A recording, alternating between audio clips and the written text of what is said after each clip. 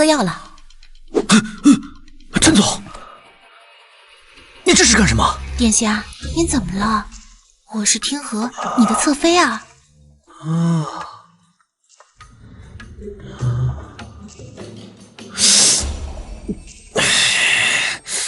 什么情况？我穿越了，还是个皇子。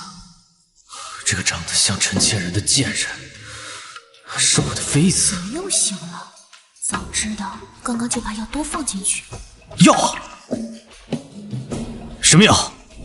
哼！好你个贱人，欺负我还不够，还要谋杀亲夫。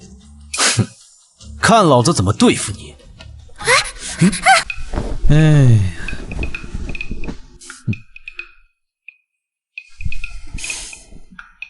没想到老子这个享受996福报的打工人，也能品尝到这么极品的女人。您不过刚刚怎么回事？他明明没有说话，我怎么好像听见了他心中所想似的？完了，我被这个废物夺去了清白，二殿下会怎么看我？在想我二弟呢？你怎么知道？下毒的事是不是也是他让你干的？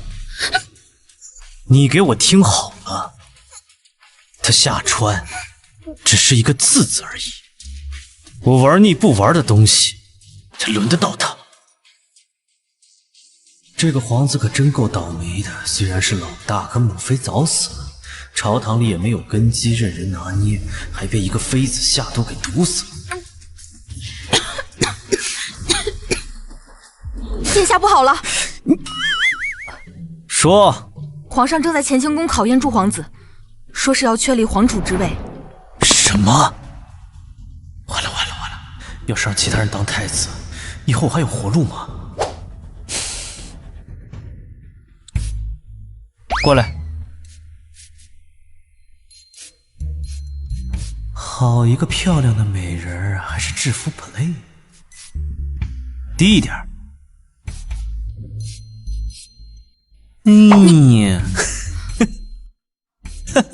殿下，皇上正在前殿前考教诸皇子，要确立储君之位。完了，都这种时候了，他还在想那些苟且之事。慌什么呀？本皇子还没去呢，他怎么确立太子之位啊？没想到穿越之后还能偷听别人的心声，老天都让我爽啊！元神你就放心的去吧，你这身福气我就帮你享了。走。哦，对了，爱妃啊，乖乖的等我。陛下，臣以为二皇子可担此大任。二皇子文韬武略样样精通，而且在京城之中素有威名。陛下，臣认为三皇子更为合适。三皇子俊朗风逸，品行高洁。二皇子好。三皇子棒。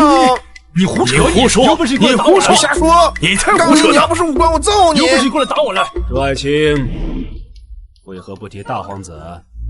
陛下，大皇子生性好色，品行不端，若将他选为太子的话，恐将对我大夏社稷不利呀。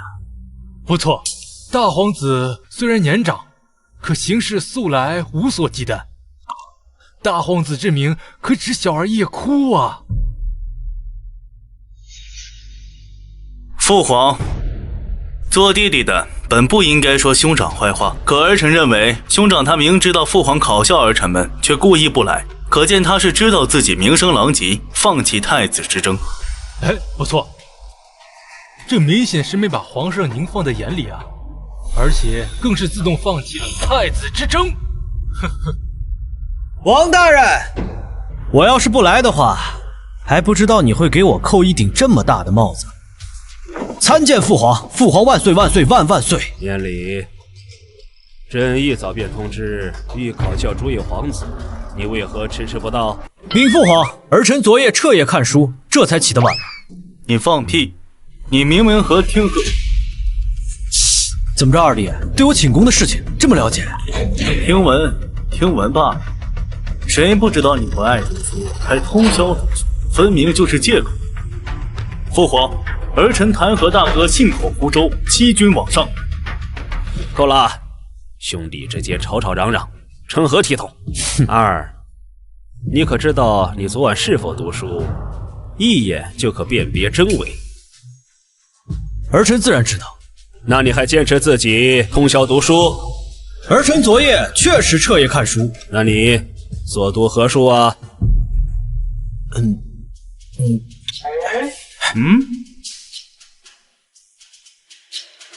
你最近读了什么书？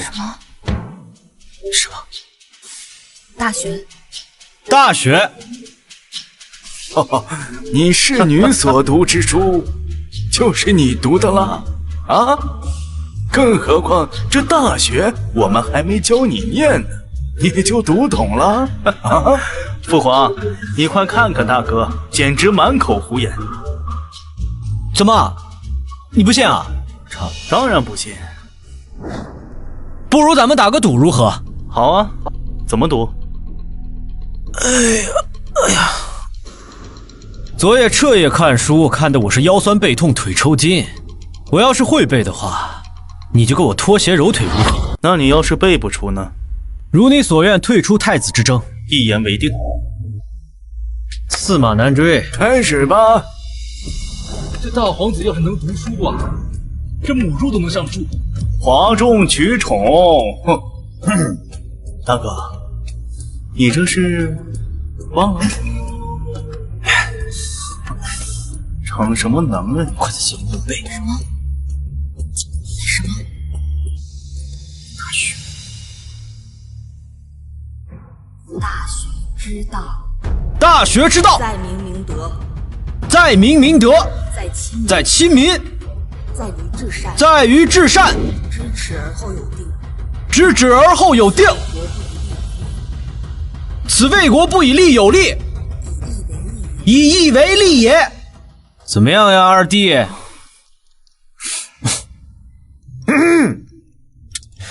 父皇面前总不至于赖账吧？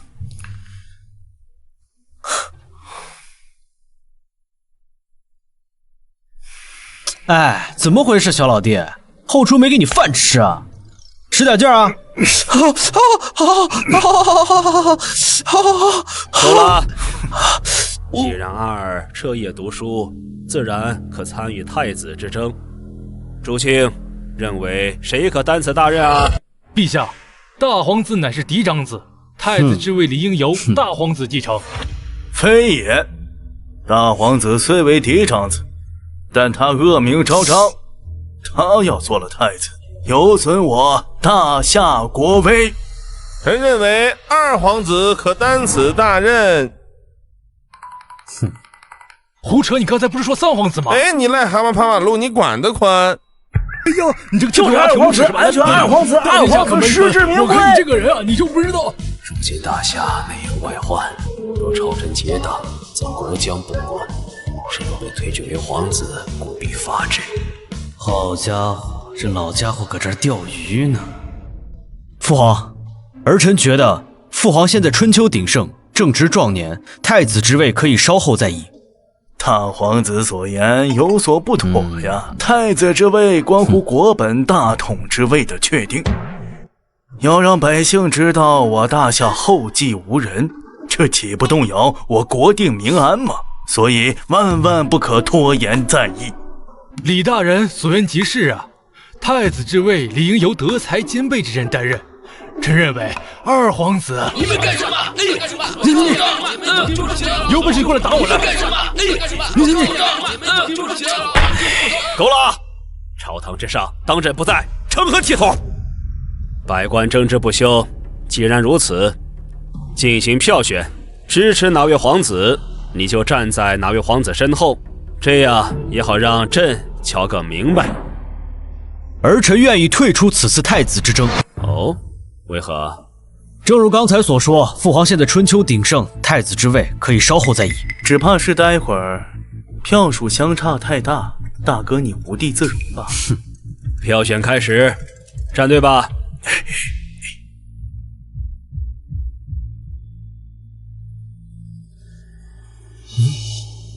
陛下，票选结果已经出来，请陛下立二皇子为太子。殿下，二殿下要是当选太子，只怕第一个要和你过不去啊。放心。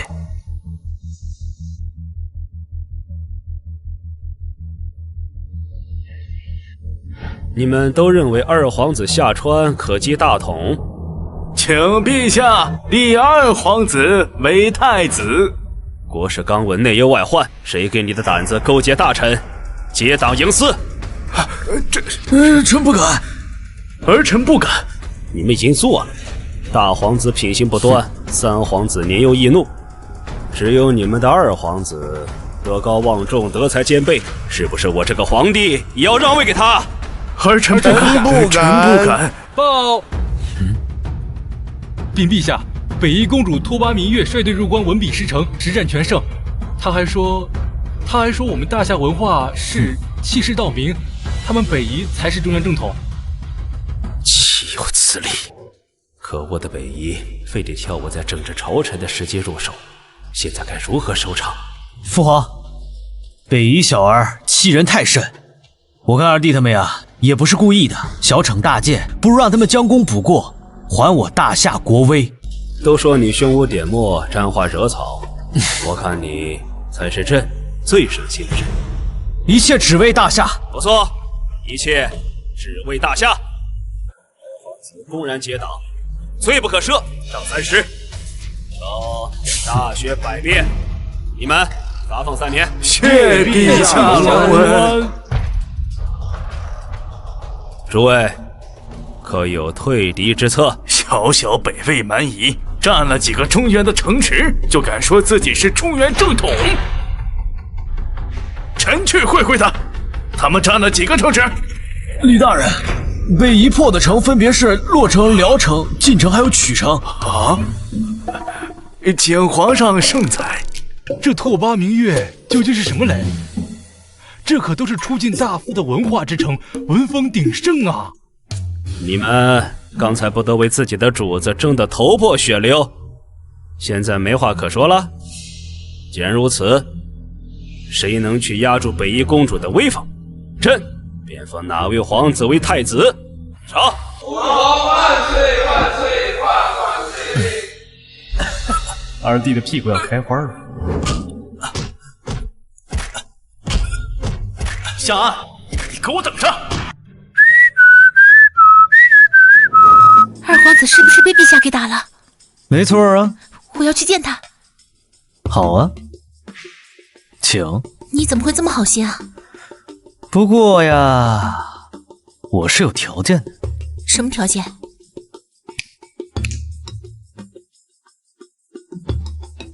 来，把它给我换上。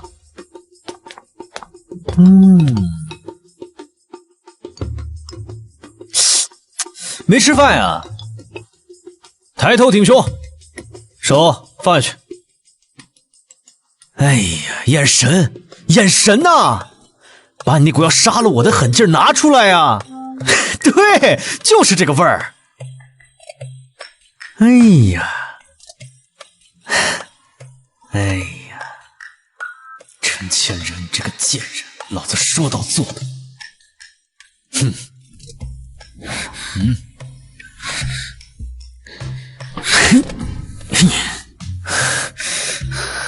听说二弟的屁股都被打开花了，你说我现在过去往他的药里面放点东西，他会不会这辈子都起不了床呢？哎呀，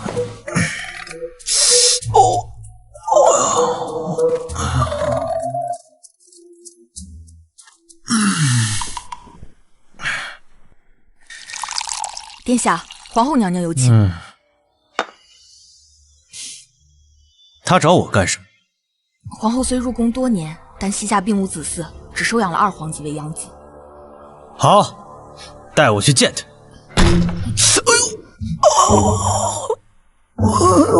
没事，走吧，走吧。站住！殿下，皇后娘娘正在午睡，请太子殿下在门外等候。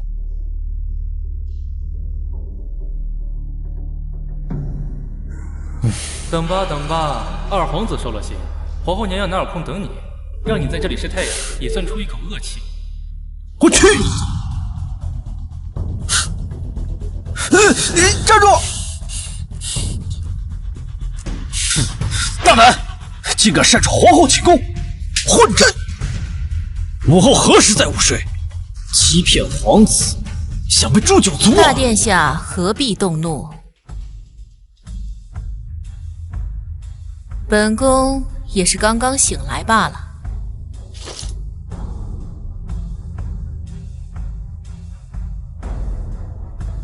不知母后找我何事啊？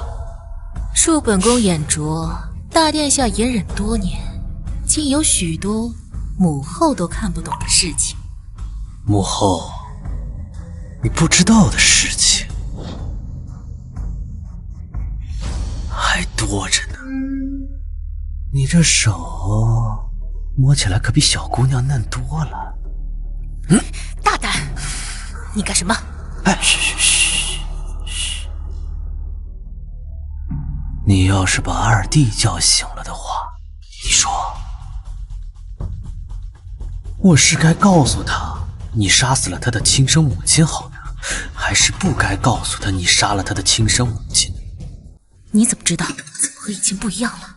该死的蓝平和竟然没把他给弄死，他一定不能当太子，不然就越来越难了。我知道的事情可比你多得多了。你想干什么？我是你母后。我想干什么？如果你能顺利的让我当上太子的话，这些事情我都可以考虑放在肚子里。否则的话，报！启禀皇后，北魏公主求见皇上，请两位殿下前去接待。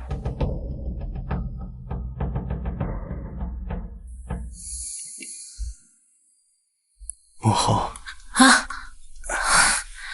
你怎么了？啊，没事儿。纯儿，母后的安危全在你一人身上了，一定要压下北魏公主的气焰，成为太子。儿臣一定全力以赴。看来这个太子我非争不可，做了太子皇后再也不能随便动我了。公主驾临，让我大夏蓬荜生辉啊！能来大夏，亦是我大魏之幸。都说这异域出美人，这公主长得也不怎么样。公主来我大夏挑衅，直接摆出阵来就是，我大夏全接，整那些虚臾伪仪作甚。你个莽夫！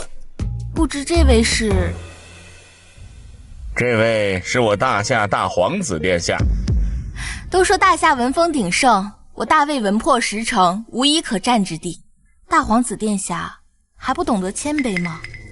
公主，我去你大魏打100个小孩，是不是也可以说我拳打大魏无敌手啊？你，公主，还是那句话，有什么招式尽管使出来，我大夏全接。好啊，那就明天大殿上手底下见真章吧。这次文笔、制笔、武笔全都是本公主的强项，我看你们拿什么跟我比？拓跋明月参见陛下。大胆！你们北魏只不过是个蛮夷之邦，见到我大夏皇上，为何不下跪？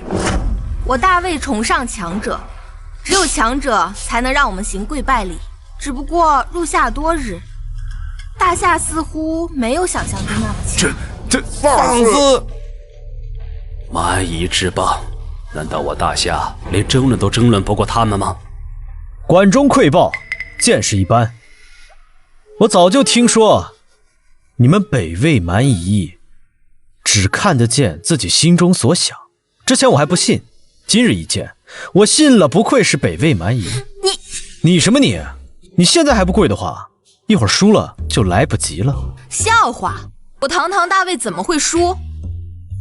好了，既然公主用比试来试我大夏底蕴，那便陪她玩耍一番。只是公主啊，既然是比试，何来赌注啊？就赌幽州10城，若是我们赢了，只要你们将幽都10城归还于我大魏；若你们输了呢？我们不会输。公主想白嫖？自本公主入夏以来，连破10城，大夏网有文化之国的美誉。这美名难道还比不过10城之地吗？狂妄啊！狂妄啊！公主想比什么？武以兴邦，文以定国，自然是比文比武。这第一局就从最简单的对联开始吧。拓跋文，等等，公主，现在是我们大夏蒙童早课的时间，咱们不妨先听一听我们大夏的蒙童早课时间都学了些什么，我们再做决定如何比试。区蒙童能学什么？荒唐！大皇子，这正比试呢，蒙童能学什么？父皇，你快看看大哥！哼，蒙童为一国之未来，早课不可耽搁。既然陛下有如此雅兴，听听也好。双儿，天对地，天对地，雨对风，雨对风，对风，大陆对长空，大陆对长空。哈！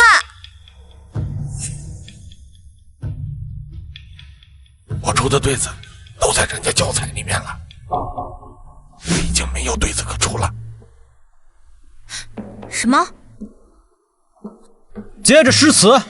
离离原上草，离离原上草，一岁一枯荣，一岁一枯荣。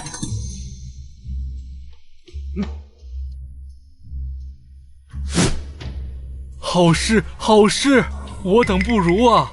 哎呀呀呀呀！怎么着，二位，浑身发抖，满头大汗，是我们大夏的天太热了。此书是何人所著啊？这就是我平时无聊打发时间的时候给孩子们写的唐诗300首和笠翁对语，我们大夏所有的人都会。怎么，你们没听过？好了，早课结束了，可以比试了。对了，你刚才说比什么来着？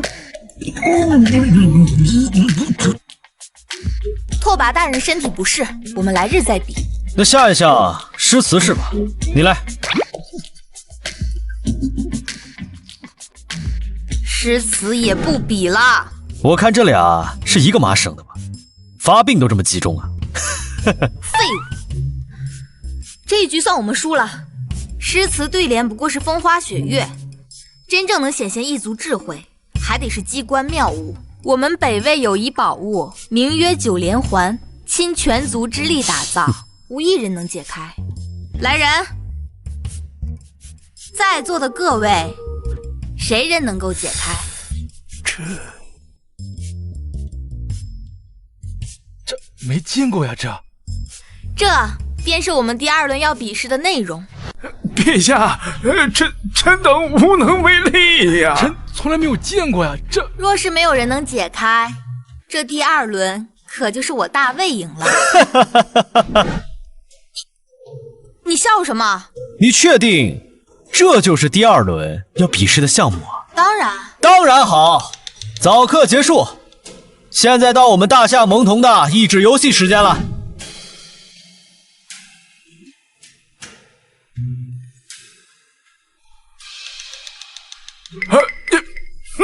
不是我们解不开，是我们不屑解开。就是，这都小孩的玩意儿是吧？我们根本就不屑解。我说公主啊，你们全族就这点智慧啊？难道你们大魏都是小孩子做主吗？我什么我？如今2轮比试已过，公主请回吧。蛮夷小国，就老实的待在边陲，别出来贻笑大方。不行，我还要比。我大魏重涌上武，第3轮我们比武力。公主，我看你怕不是得了失心疯吧？我父皇看得起你，陪你玩耍几轮，你还真把自己当回事了。本公主愿意家暴。家暴？赌什么？难道你要替你们大魏陛下做主吗？我若是输了，我就嫁给你，给你当小妾。给昂儿做小妾倒是可以，只是辱我大夏文风啊！我必须要给你们大魏一点点颜色瞧瞧。大哥真是好福气啊！陛下，如果2国能结亲，那对2国是有利的呀。就是。不，我不同意啊！哦，父皇，这公主的身材啊，连我府上的丫鬟都比不上。如果给我当个婢女的话，我或许还是可以考虑考虑的。岂有此理！你们大夏就是这么侮辱我大魏公主的吗？没错，我们大魏公主何等高贵，岂能当你的婢女？你们俩呀，我是真服了。比赛3局，你们装死2局，到现在还在这儿跟我装。我看你们大魏干脆改名字叫无脸国得了。你什么你呀？怎么着？第3轮还没比试就要认输是吧？够了，我跟你比，拓跋蒙。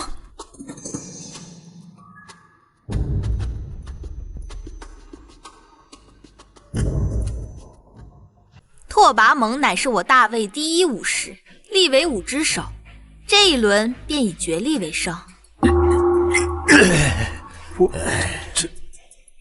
这只鼎是天外的陨石制作而成的，这净重就得重1000斤，通常要有10几个人才能把它抬起来呀！你是怎么办到的？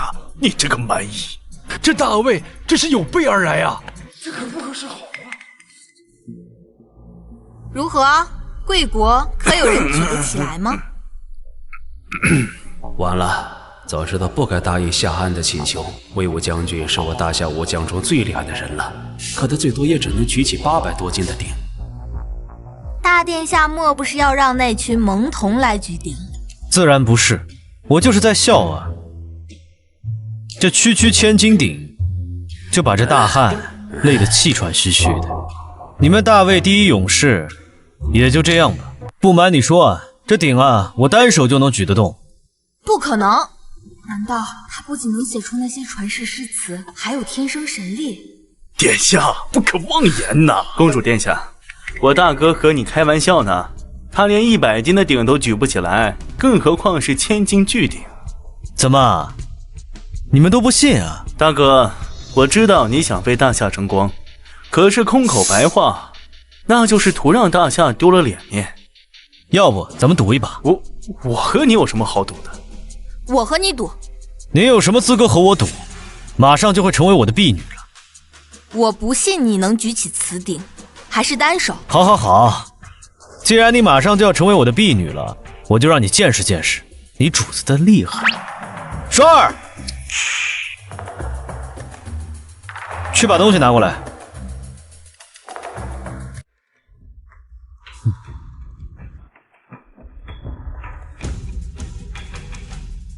殿下，你要的东西。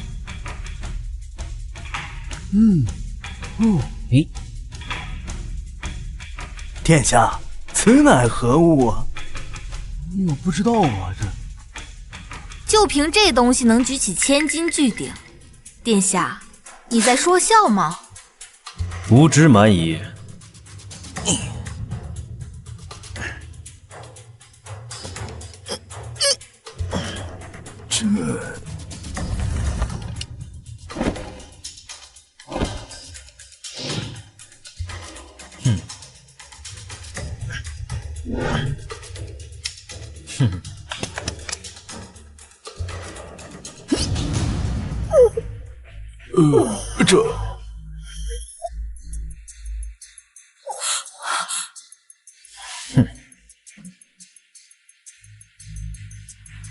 怎么样啊，各位？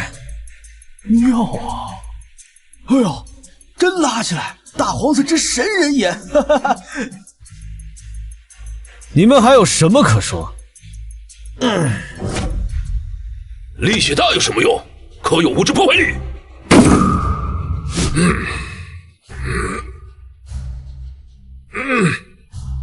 我大魏勇士300万，你大夏拿什么扛？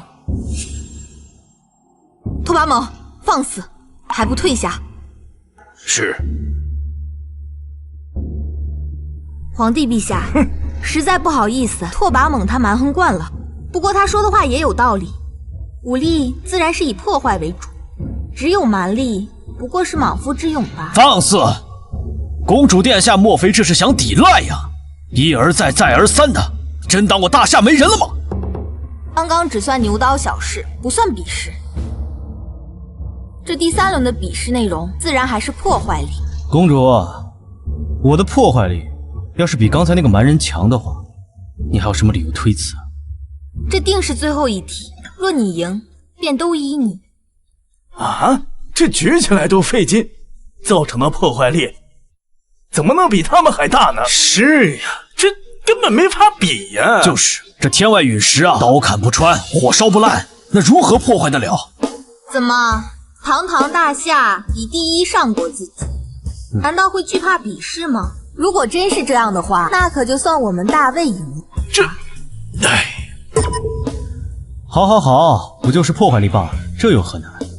就破了这么一小块，就洋洋得意，真把自己当回事了。二，你有何计划？父皇，我有办法，让这个鼎秒变碎片。只不过他们呀，耍赖耍习惯了，我看呀就没有必要比下去了。这便是最后一笔。若公主再抵赖，我大夏500万兵士绝不同意。陛下，这定是最后一笔。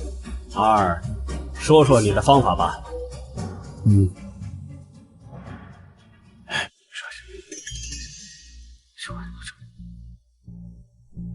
相信拓跋猛。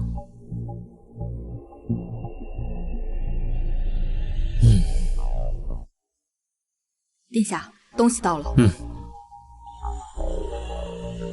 就这么一堆石块和粉末。父王，儿臣有什么事？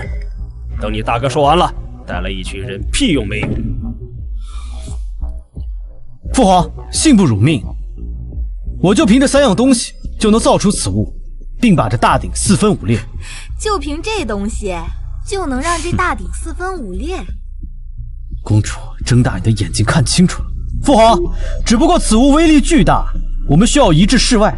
准。一群土鳖，给你们一点小小的科技震撼。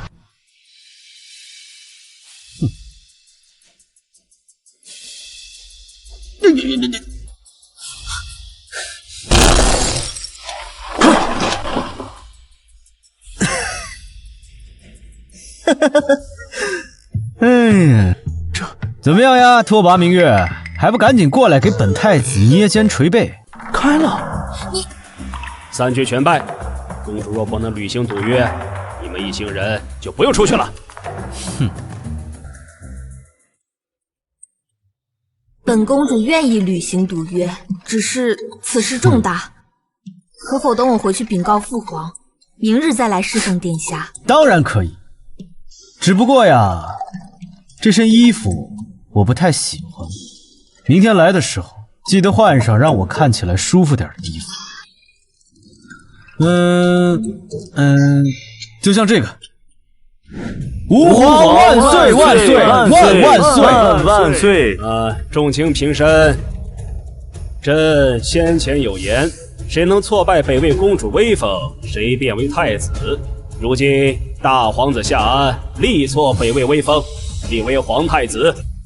寿策宝正位东宫，以重万年之统，系四海之心。儿臣领旨。皇上圣明。本公主绝对不可能成为那个废物皇子的奴婢。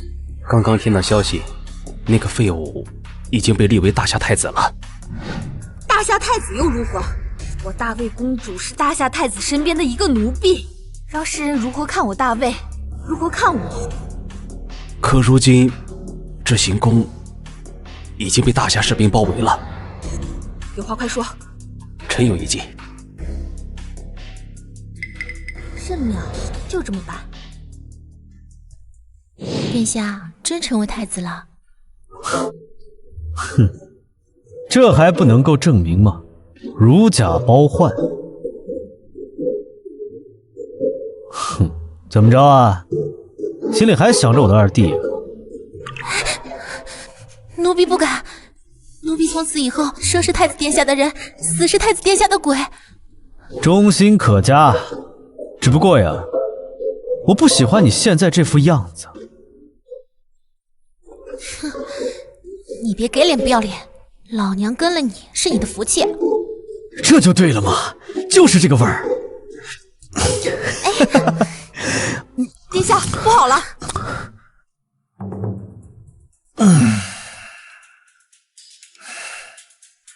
说。殿下，北魏公主给陛下献丹药。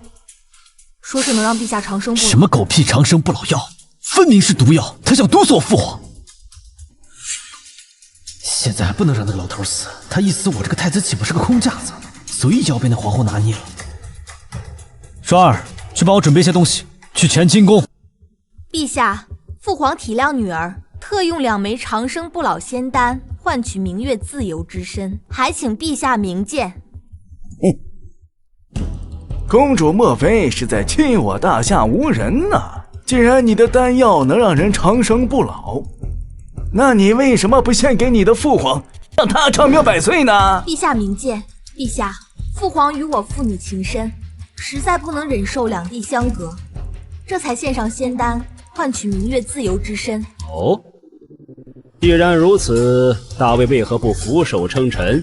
我定保证你们父女2人日日锦衣玉食，天天相见。一国之君，身不由己，还请陛下体谅。如果陛下不相信，明月可证明此丹药为真。哦，如何证明？带上来。这么臭呢？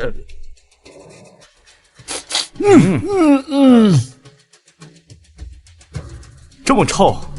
这是一具尸体。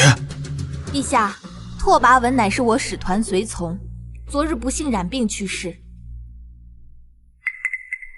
啊！我能证明他就是使团成员。我都长尸斑了，死都不能再死了。你抬个死人进来作甚啊？陛下，请看。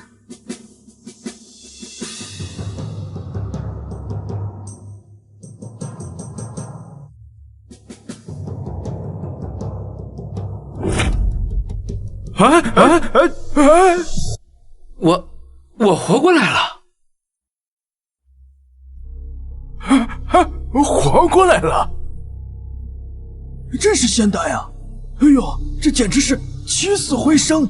哎呀，那长生不老，兴许是真的呀！公主真的愿意把这长生不老仙丹献于寡人？还请陛下收回成命，让我能与父王共享天伦之乐。好，好，好，朕这就下旨，你与阿儿的赌约作废。谢陛下。父皇且慢。殿下莫不是担心陛下长生不老，你的太子就永远是太子。不错，大哥，父皇长命百岁，你不开心吗？父皇，你能长生不老的话，儿臣自然开心。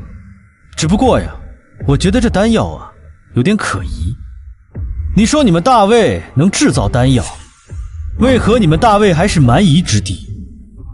我国上师钻研几百年，用尽天才地宝，前几日才有结果。哦，该死，他怎么来了？他不会看出我这丹药其实是毒药吧？既然你们的上师对长生不死这么有研究，那为什么这么多年没有听说过任何仙技呢？能让死人起死回生，难道还不算仙技吗？殿下，我能证明，他刚才肯定是死了，还长了尸斑，一粒丹药，他就生龙活虎了。拓跋文的闭气法门可是上师亲传，我不信有人能看得出来。没错，我的确是活过来了。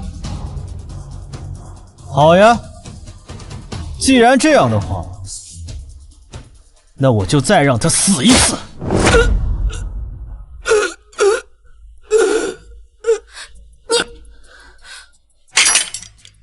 现在还有什么话可讲？既然大夏陛下不想长生不老，那我乖乖的给殿下当侍女，做婢女就好了。哎，乖。双儿，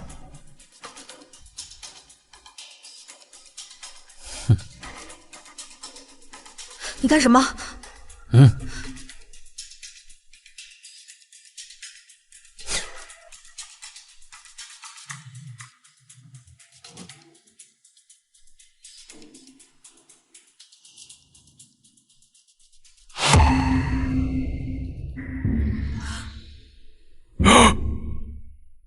岂有此理！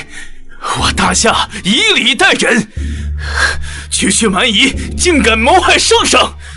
陛下，请您拨兵50万，踏平大魏！断其宗族，毁其庙宇！断其宗族，毁其庙宇！断其宗族，毁其庙宇！陛下，陛下，我也是被上师蒙骗，这件事我大魏一定会给陛下一个满意的交代的。哼，好好伺候太子，若不能让朕满意，大魏就等着迎接大夏500万披甲之士的怒火吧。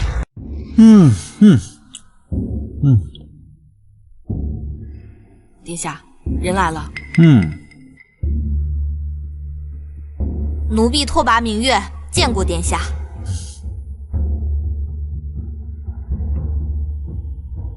这模样倒是秀丽，就是这脾气嘛。交给你了。谢殿下。走。殿下。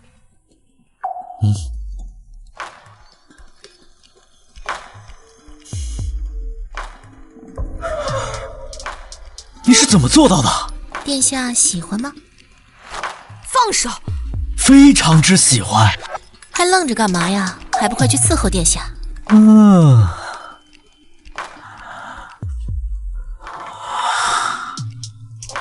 殿下，不可！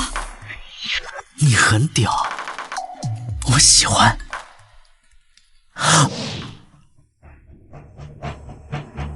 母后，自大哥得了太子位后，朝中大臣已有大半倾向他那边，你到底还要等到什么时候啊？慌什么？一群墙头草罢了。北魏那边有消息了吗？一群怂货！当朝公主被大哥当做婢女之后，一点动静都没有。你太小瞧那群蛮夷了，他们可咽不下这口气。让剑使再飞一会儿，收公主当婢女。哼，那夏安还不够格。报！启禀陛下，北魏陈兵20万，于玉门关之前，扬言如果再不放出公主，就踏破玉门关。嚣张放肆！这蛮夷小儿竟敢如此，简直猖狂至极呀！哼哼，狼子野心。这就是所谓北魏的诚意。众卿以为如何？区区蛮夷，大叔不认账。陛下请下令，微臣定让他有去无回。不可，我大夏久经战事，好不容易才休养生息，切不可再起战事啊！不错，北魏兵甲富有盛名，以微臣之见，不如让大皇子放回公主。以保玉门关太平。哎，王大人说的对呀，殿下已经把他领回家里头玩了好几天了，就是现在再还回去也不吃亏呀！甚至还有点小赚。这就是寡人的臣民吗？一群怂货！若我大夏此次认怂，岂不让周邦各国认为我大夏软弱可欺？太子，你怎么看？父皇，他北魏公主确实在儿臣的府上玩得乐不思蜀，不舍得回去。更何况他区区20万兵，想干什么就干什么。他拿我大夏当什么？请殿下慎言啊！北魏陈兵往玉门关外，为的就是一个女子，怎么又予取予求了？除非殿下对这位北魏公主的美貌舍不得吧？没错，就是舍不得了。区区一女子，殿下牺牲了她一人，能够保全我万千将士的生命啊！不管你舍得不舍得，作为太子，你都得舍得。好好好，那本太子如果看上了你的女儿，为了避免战争，你是否也愿意送到我的府上给我暖床？你什么时候这小子变得牙尖嘴利了？怎么着，这就不愿意了？这岂能混为一谈呢？怎么不能混为一谈？送公主回去啊，就是一个借口罢了。他北魏陈兵20万，就是想看一下咱们的态度，就像草原上的猎狗，你敢松懈一丝的话，立马扑上来，扯你一块肉下来。父皇，如果可以的话，儿臣愿意披甲上阵，让他们见识一下我大夏雄风。好，就连太子都知道这仗不可避免，尔等竟然如此鼠目寸光，难道这些年的安逸夺去了身上的锐气？朕！陛下，30万陈可解玉门关之危。什么？30万？你梁将军手底下的人，难道都是一群酒囊饭袋？玉门关天险之地，天时地利，你要朕30万兵力？陛下，不是臣手下都是酒囊饭袋，是那蛮夷小儿研制的一种新的战车，而我大夏近年是以民意为生，所以咱们武器差距太大了。据说这个战车，它的攻击距离是500步，而且也可以远距离打击敌人。咱们这个大夏的这弓箭手只有200步的射程，打不到敌人呢。原来有此利器呀，怪不得敢陈兵玉门关外。这如此看来，30万将士也只是堪堪才能守住玉门关呐，更别说什么出征迎敌了。30万太多了，最多10万。可有何良策？太子殿下何故发笑啊？难道我大夏将士战败，太子殿下很高兴？梁将军，如果我有武器的话，10万兵马如何？殿下，如果能解决兵器问题，别说是10万将士，就是给我5万将士，我可以出关弄这帮狗日的。好，父皇，儿臣只不过是在笑啊，他们似乎忘了我还有一件武器，那战车威力再大，比得过我那炸药包吗？哎，我们怎么忘了太子殿下研究的炸药包了？那炸药包连大鼎都能炸烂，炸个战车它不在话下。这炸药包虽然威力巨大，可是你如何将这炸药包送到对方的阵地前呢？如此利器，人家不会眼力把手啊，你如何突破？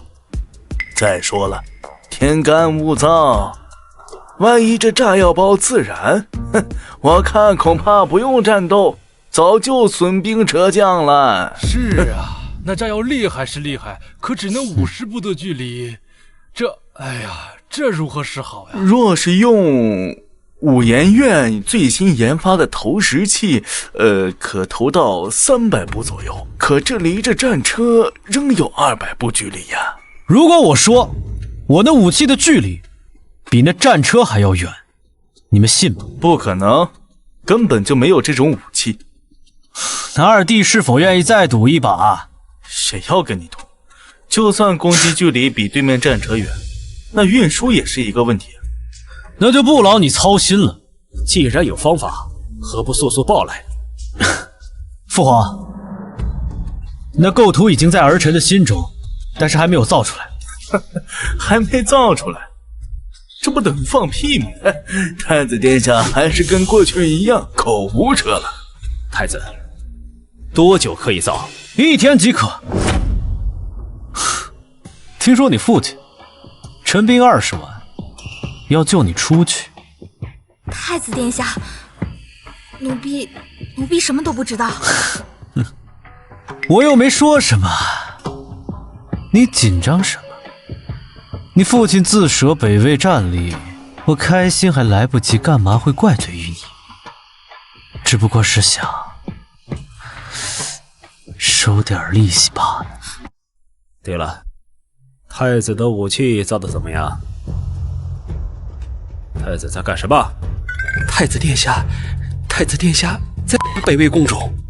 什么？烂泥扶不上墙的东西！哼，我们这个太子殿下好大的架子，让我们君臣在这晒太阳，都等了他1上午了。我听闻太子一下朝就去找那北魏公主去了，我看呐，8成是被那狐狸精给迷上了。什么新武器，骗人的吧？谁说不是呢？江山易改，本性难移。他就是个走马斗鹰、吃喝嫖赌的主，还指望他研究什么新武器呢？父皇，儿臣弹劾大哥。弹什么弹？吵吵什么吵吵？就你一天油嘴巴巴的。父皇。哼。停！就给你们一点小小的科技震撼。父皇，这就是儿臣造的大炮，射程1000步，快快展示！哈哈哈哈！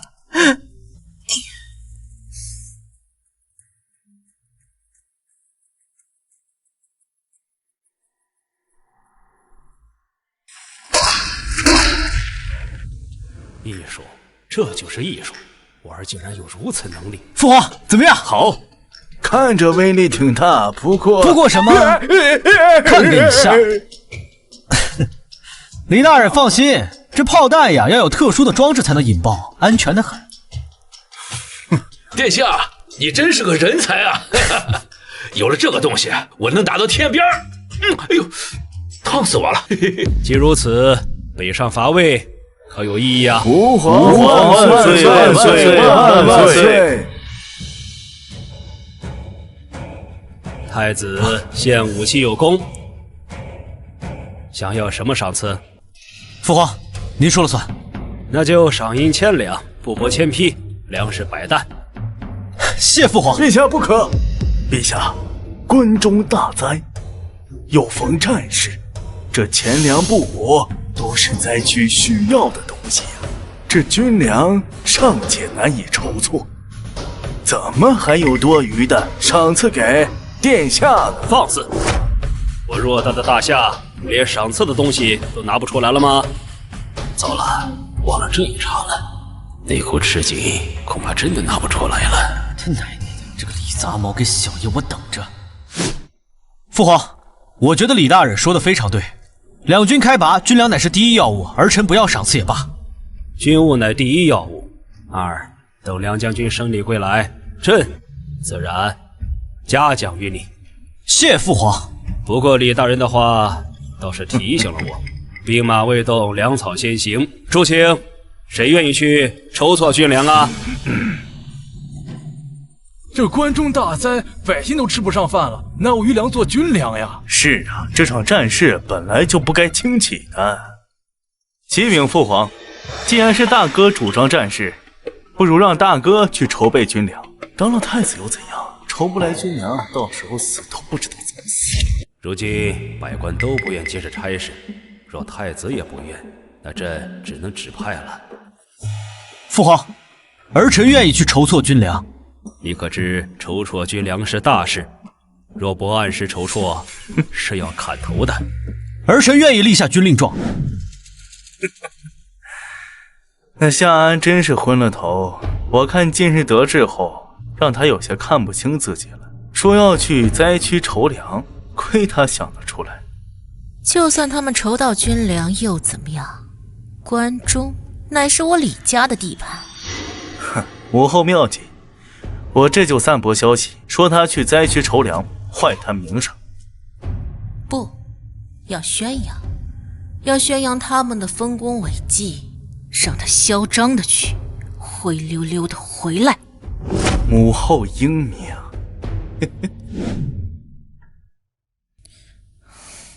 夫君，你怎么能答应去筹粮呢？那里的灾民本来就吃不饱穿不暖的，哪有多余的粮来给你筹措啊？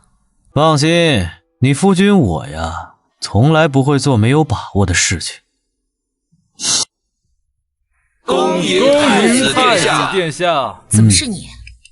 你一个纨绔，如何懂得赈灾？你是？怎么，连我都不认识？这纨绔不会是故意不认识我吧？难道是顾及脸面？他什么时候遇过脸了？来，你这也是有未婚妻的人呀，只不过这只有婚约，没见到真人，这万一以后呀再娶个丑八怪回来，那就不好办了呀。谁敢？这大将军敢呀？大将军长什么样？他女儿能是好货色吗？就是，那该怎么办呀？不如我去帮你把他约出来，给殿下去看一看。好，快去！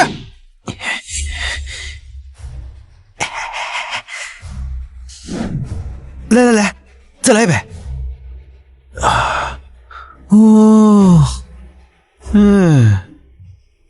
走，我扶你上床。慢点。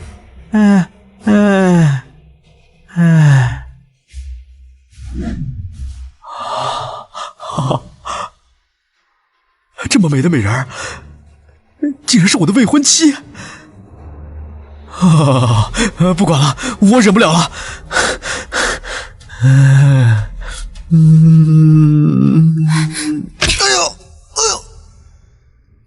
原来是被原主非礼的未婚妻，因为不堪受辱，上门退婚，自请下放了这么漂亮的女人，造孽呀！你说什么？再说一遍！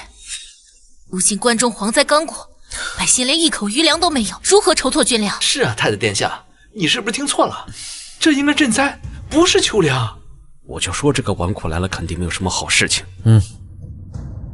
你自己看。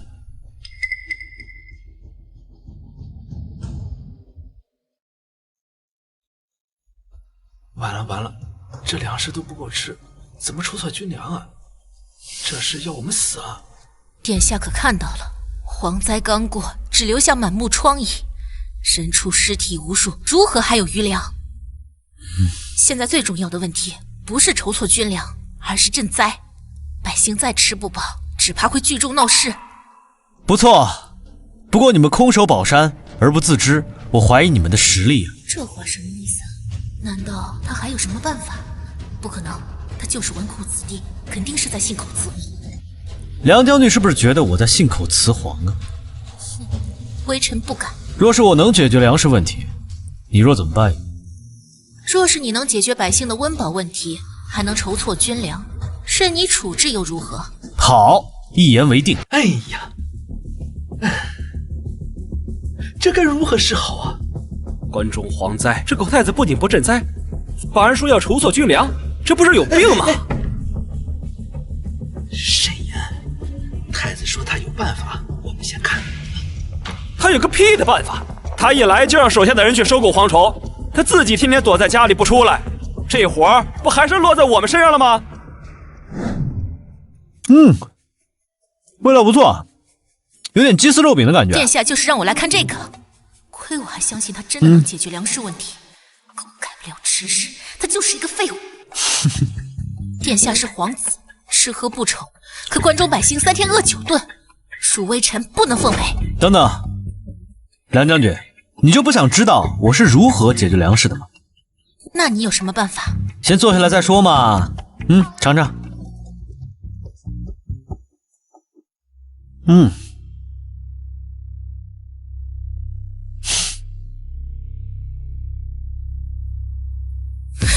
岂有此理！关中百姓都没有口粮了，殿下却还要吃肉食。你觉得这是什么肉？那还用说，当然是鸡肉。你说这方圆百里有一只活着的鸡吗？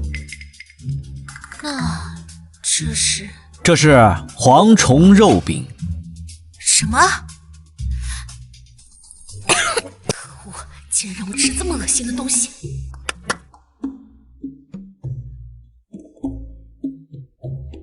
尝尝这个油炸蝗虫。哎，看好了。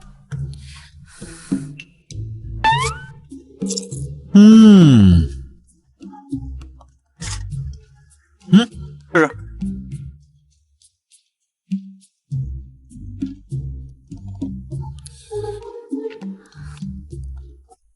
怎样？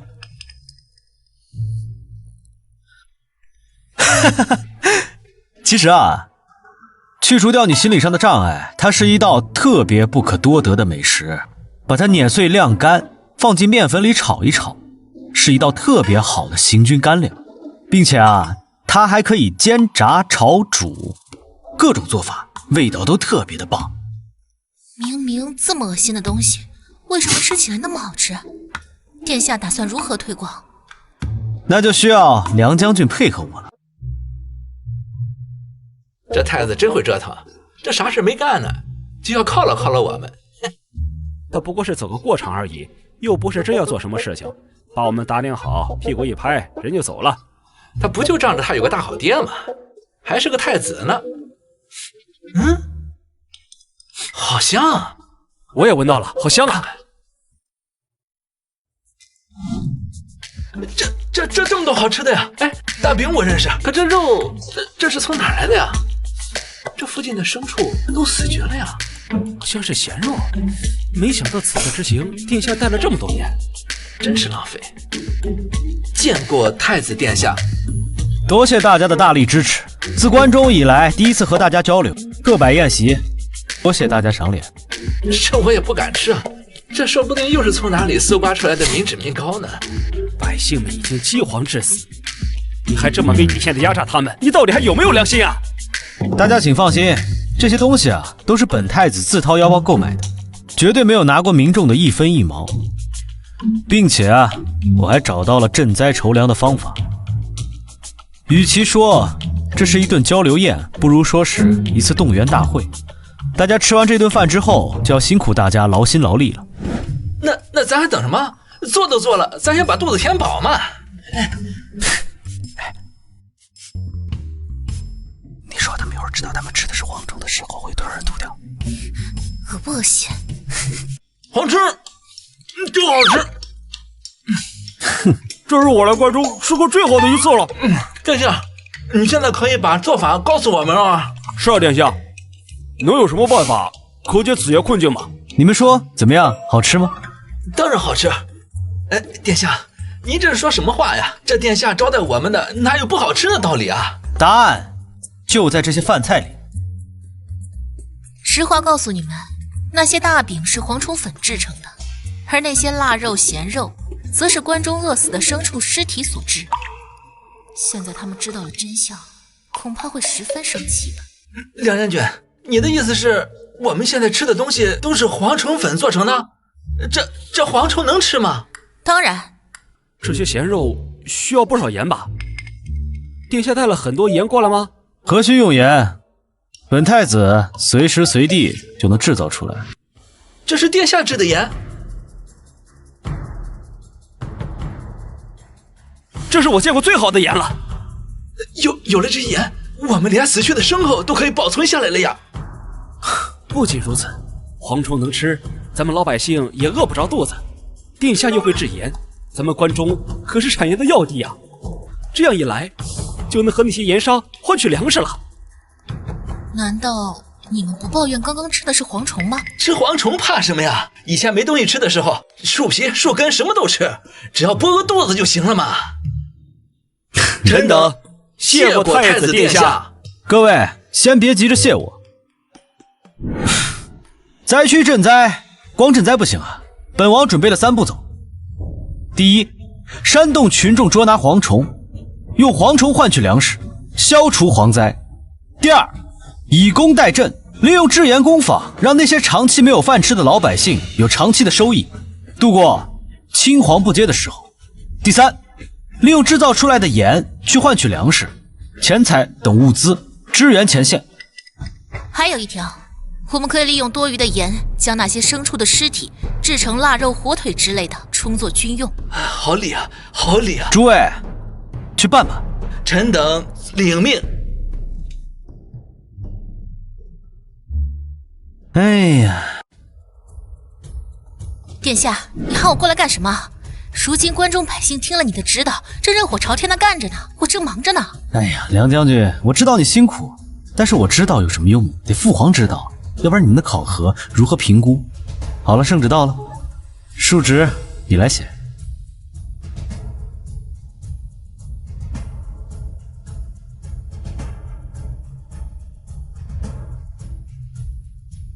大夏6年，太子夏安来关中，制盐赈灾，灭蝗虫，筹军粮。太子之才，关中百姓佩服佩服。哎呀，这不知不觉我都已经做了这么多好事了。行了，夸我的事少写，要不然父皇得说我自卖自夸。不，这都是殿下的功劳，恕臣等不敢居功。算了算了，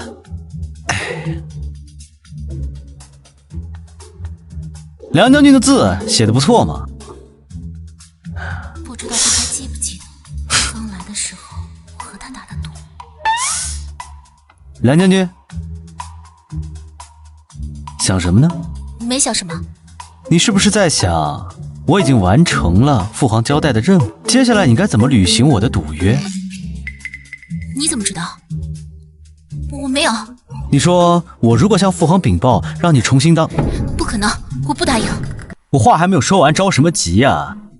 我说向父皇禀报，让你重新当京都守卫军，这可是高升，你不愿意啊？愿意，当然愿意。我还以为……以为什么？当然是以为你见色起意，想要我成为你的未婚妻了。没什么，殿下要是没事的话，我就先走了。哎，等等，见色起意还是见色起意的，只不过强扭的瓜不甜，总有一天你会投怀送抱的。不可能！你试试啊！奇怪，他怎么能听到我的心声似的？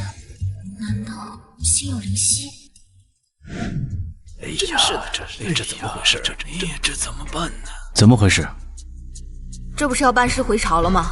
运输工具不够，他们正为此事发愁。我就不信了，咱们这么多民工，用肩扛，用手推，一定要把物资送到前线去。梁将军，咱们关中不是有很多牛车吗？牛车不应该是最好的运输工具，为什么要用民工啊？殿下，关中的牛都是关外来的，没有训练，他们不会拉车。拉车需要学习。来了，那个不学无术的纨绔又回来了。殿下，这拉车的牛要从小生活在母亲的身边，看着母亲怎么拉车，这才会拉车。不错，关外的牛都是放养的，脾气大，性子野。别说拉车了，就连走正路都不会。梁将军，实在不行，我们就靠肩扛担挑，慢是慢了点，但是总比困这里强吧？肩扛担挑，亏你们想得出来啊！没有牛车，难道没有木牛流马吗？那玩意儿不比什么强？殿下，何为木牛流马？殿下怎么如此怪异？这个东西好像闻所未闻。瞧我这脑子！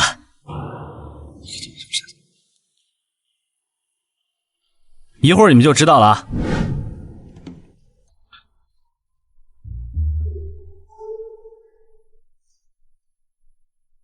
这就是木牛流马，感觉比牛车方便多了。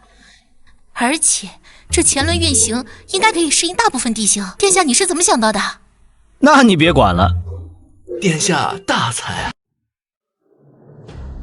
什么？那个废物成功的在灾区筹措军粮回来了，而且灾区百姓还上了万民书，称太子贤能。是啊，母后，这样下去，太子的位置只会越来越远。既然如此，就别怪我心狠了。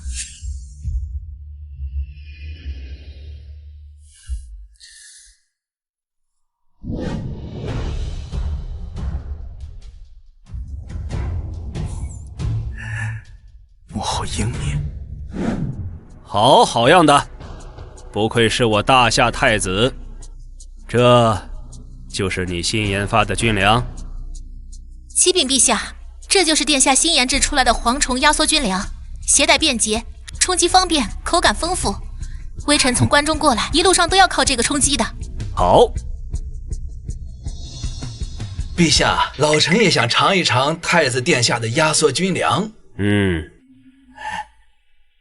为了二皇子，吃。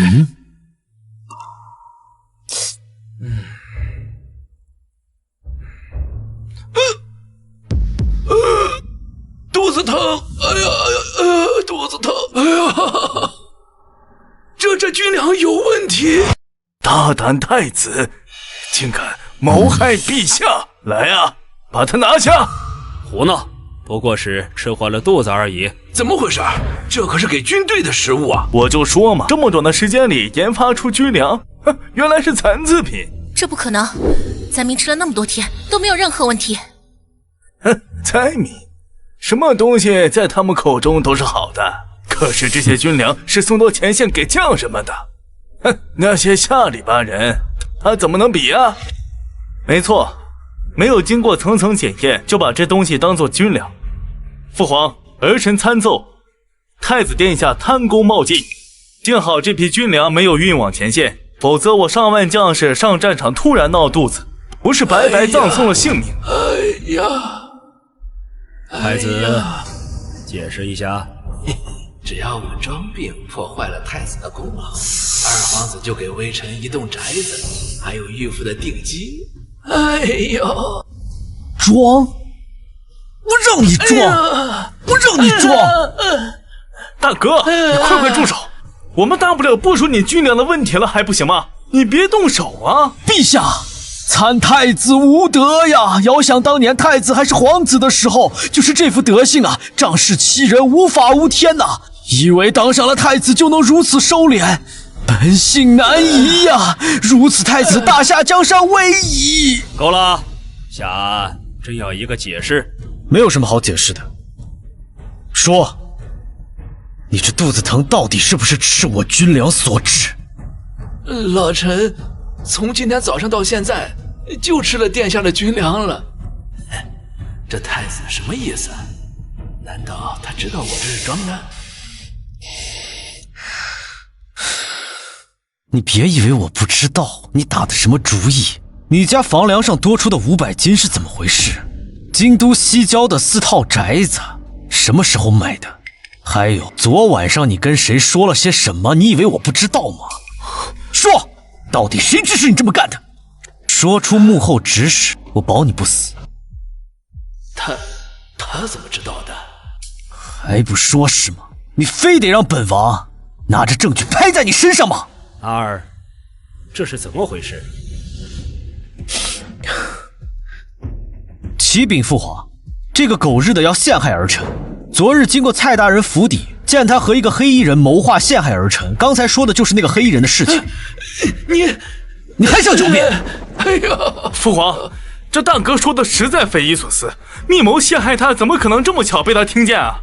御林军何在？速去太子所说的地方，搜集证据。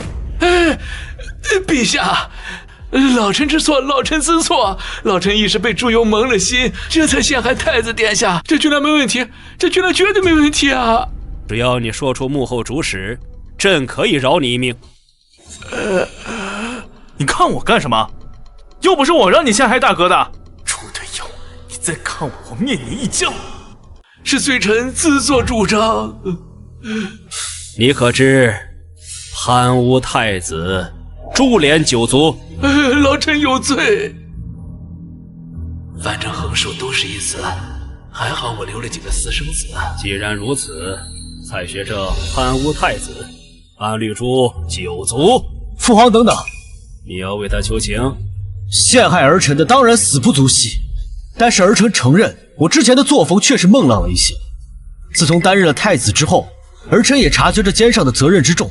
父皇放心，我今后一定效仿于您，继承我大夏的100年基业。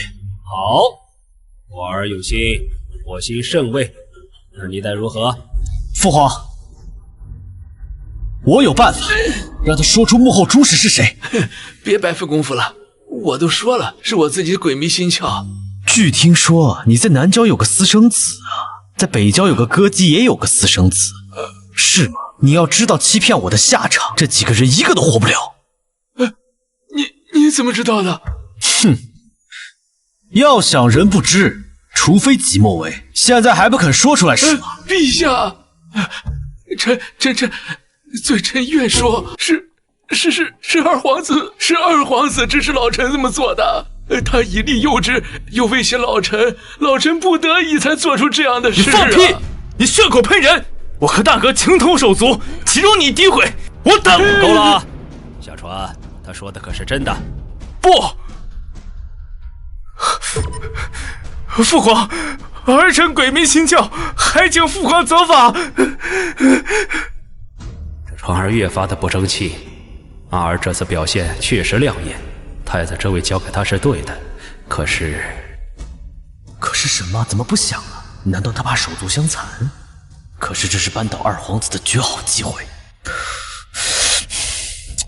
父皇，儿臣的军粮是经过一层层检验，现在军粮的事情命关重大，他们在前线拼死作战，我们既然不能替他们分忧，流血又流泪，二弟此举是在断我大夏根基啊！阿儿说的没错，军粮事关社稷安危，梁将军，你就负责这批军粮运往前线。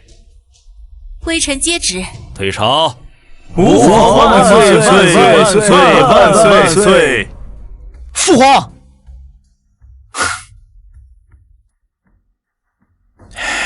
陛下此举是想把国事变成家事，看来二皇子恩宠不浅，殿下你可要小心。是你指使川儿诬陷二的吧？臣妾知错。后宫不得干政，你可知道？臣妾知错。你又可知道二儿已经被封为太子了？臣妾知道。那你还怂恿川儿和他争斗？难道想大夏不得安宁吗？臣妾知错。可陛下，陛下还是那个贱人的儿子，臣妾是为了陛下的江山社稷着想啊！罢了，足3月，罚俸3年，再有下次，绝不轻饶。殿下，不好了！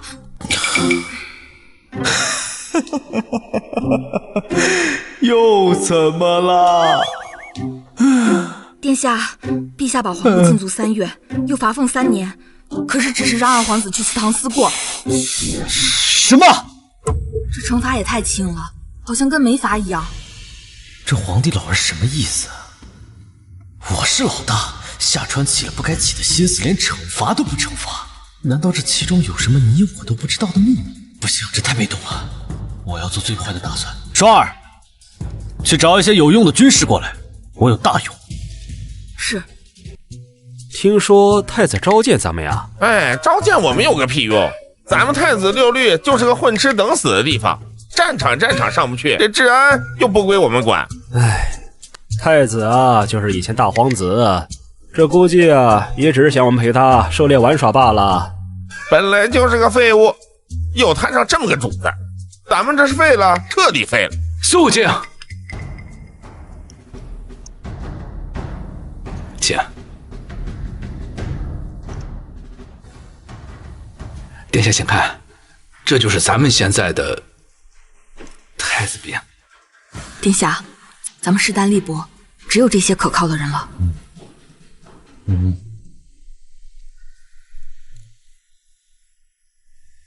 这些军士可靠吗？这什么啊？这是……哎，这个现在这预算低啊！你看看这，你看那个士兵，回家养了3年母猪，现在变成了养猪大户。俯卧撑，负重前行，还有蛙跳。殿下，这些什么呀？我们都没见过呀。这是以后你们训练的方法。殿下，这太子6律可是太祖留下的训练方法，这贸然改变不太好吧？那你们平时都是怎么训练的呀？殿下，请看，这首先呢是打熬身体，身体是基本。这其次呢是锻炼力气，只有把这些石锁全部举过头顶，才算合格。这其次啊，还有训练阵法。好，行了。我觉得呀，好是好，就是太笼统的东西。以后按照我的训练方法去训练。殿下，这轻易改变不太好吧？怎么，不相信我呀？不是。你个小屁孩，从来没有上过军政，谁敢相信你呀？不如咱们打个赌如何呀？什么赌？你把这些将士分成2队，一队按照你的方法训练，一队按照我的方法去训练。3个月后在这边比较，如果是你赢我了，以后太子6律归你管，我绝无二话。好啊，那殿下如果赢了，小的为殿下马首是瞻。好。一言为定。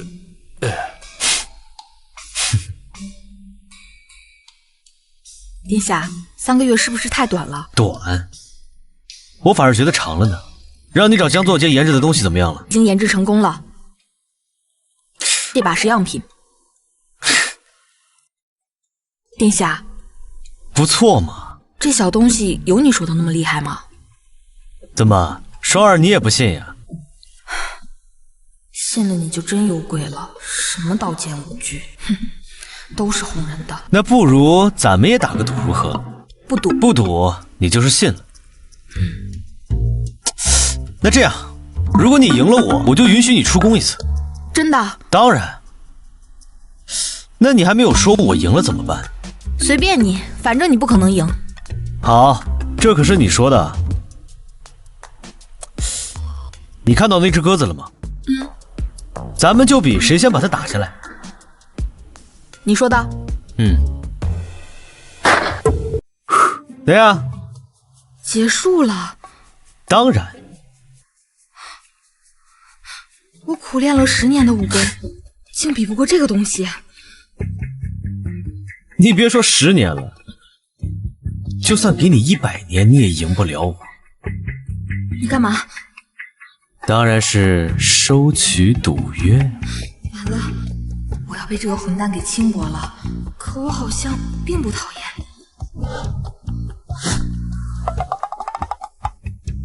殿下，皇上召见。哎，双儿，我给你两嘴巴子。双儿。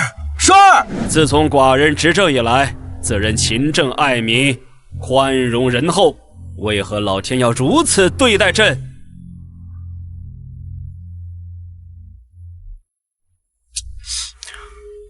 老爹，父皇怎么了？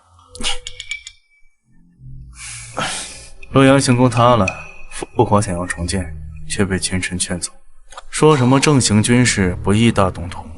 我听说各地的富商房子都快比皇宫还要大了，他们如此奢侈，这背后都是你们这一群官员支持的。现在我要盖宫殿，你们就阻止了。哼！原来是小心眼发作了。这宫殿我非盖不可，谁敢拦我，死！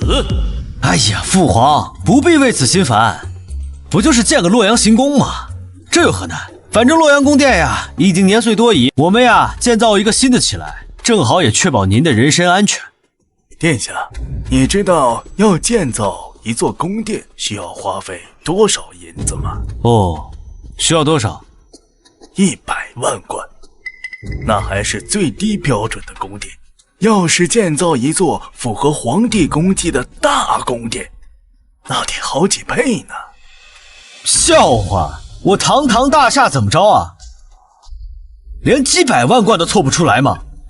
往常不成问题。但是今年对魏战争，国内遭灾，国库里已经拿不出银子了。父皇，如果要建造洛阳宫殿的话，咱们大夏能凑出来多少银两？最多3000贯。3000贯？父皇，大哥顽劣惯了，不懂这些也算是正常。洛阳行宫虽然塌了，但是儿臣认为现在还不是重建的好时机。下川是吧？老子记住了，你给我等着。行了，3000贯就3000贯吧，这事儿啊，儿臣包了。大哥，我没听错吧？你的意思是说3000贯就能把洛阳行宫重建好？怎么了，二弟？你又不信？当然不信。3000贯连个材料费都凑不够，怎么大哥如此慷慨，想自掏腰包填补这个窟窿？当然不是了，我呀，虽然没有二弟你有钱，但是3000贯足够我把洛阳行宫建一次。微臣不信，陛下，微臣参奏。哎，别参奏了！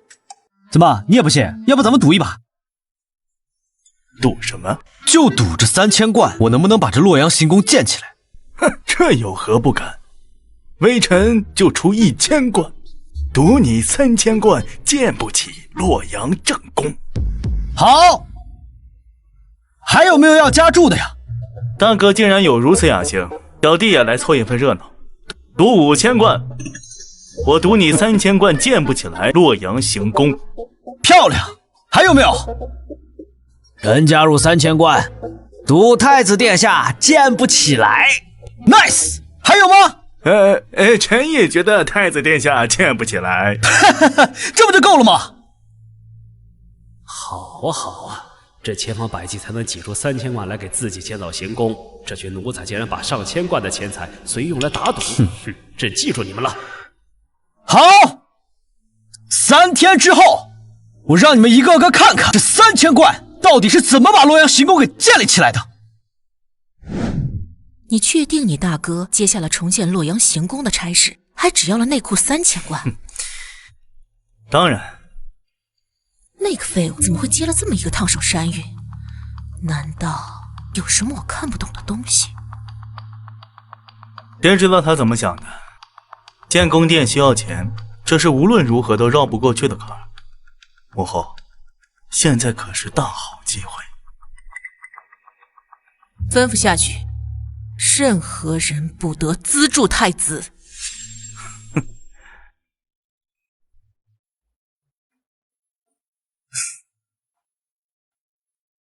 不是，梁将军，你这什么意思啊？知道你建洛阳行宫需要钱，我把家里的闲钱都拿过来了，勉强凑凑，应该可以支付前期的费用，不要嫌弃啊。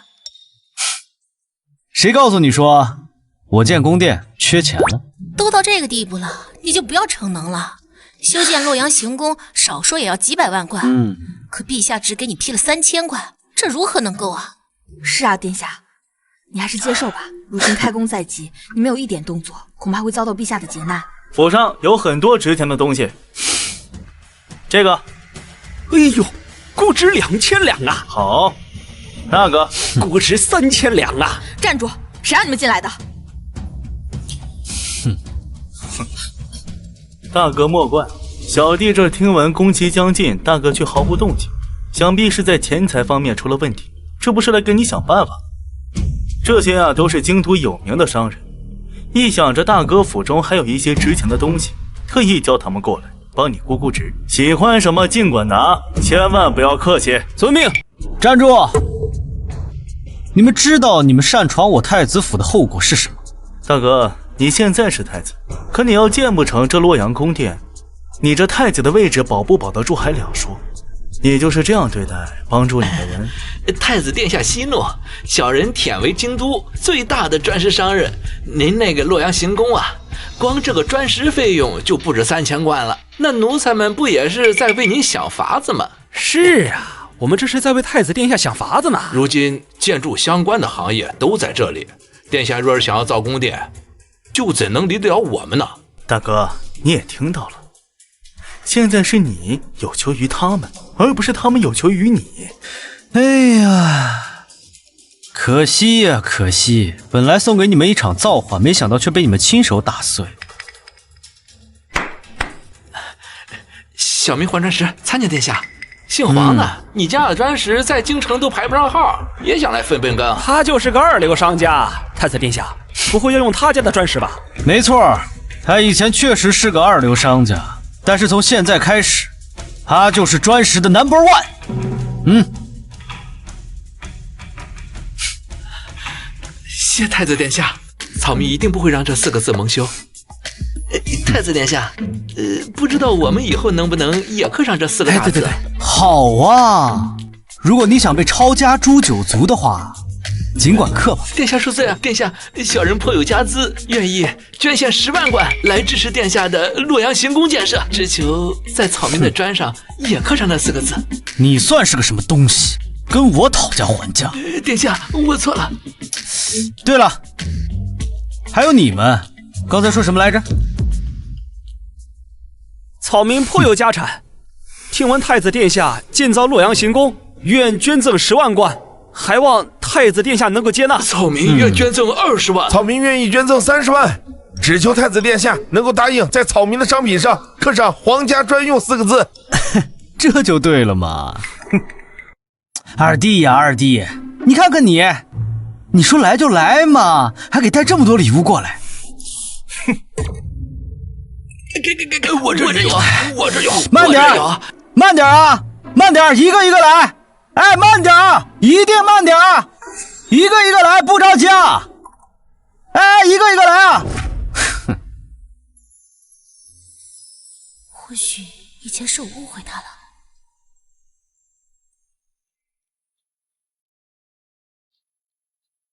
哇！殿下，我们发财了！殿下，你看，好多钱！殿下，瞧你这点出息。好了，我们上街溜达去吧。真的，带我。当然。走。走。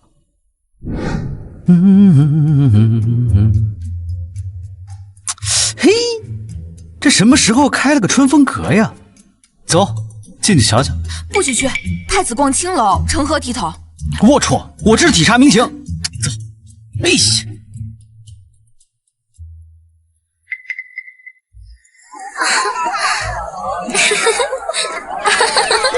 呀！来来来，快请坐，请坐。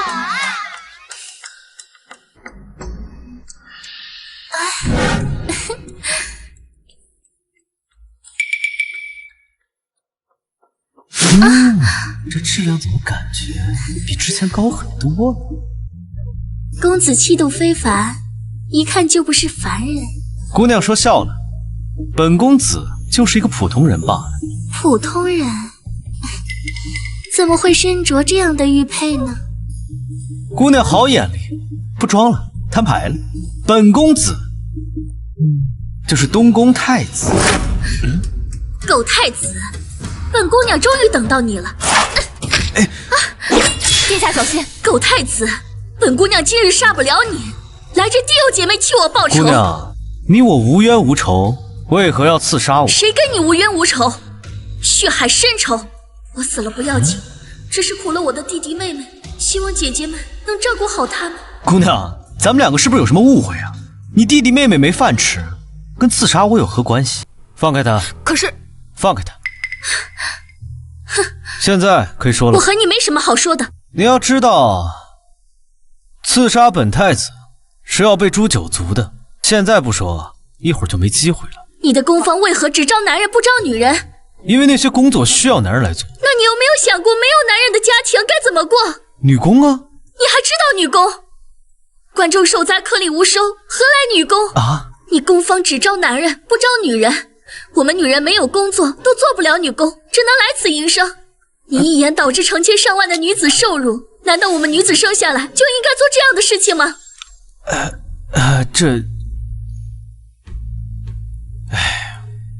实在对不起，这个是我们考虑不周，回头弥补给你。我们走。双儿，这件事情我真的做错了吗？那工坊本就是体力活，女人去了也坚持不了几天。殿下做的没错。可是我对他们造成了伤害。殿下，这不怨你，你已经做得很好了。殿下不要不开心了，既然事情已经发生了，咱们去解决就好了。怎么办？殿下不开心了怎么办？以前殿下不开心，我哄哄就好了。可是这次好像更严重了，要不我亲他一下？殿下，双儿，我这儿好难受。那怎么办？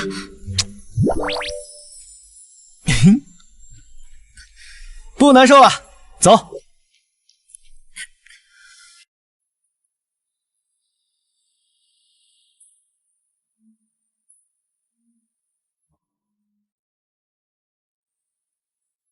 殿下不开心？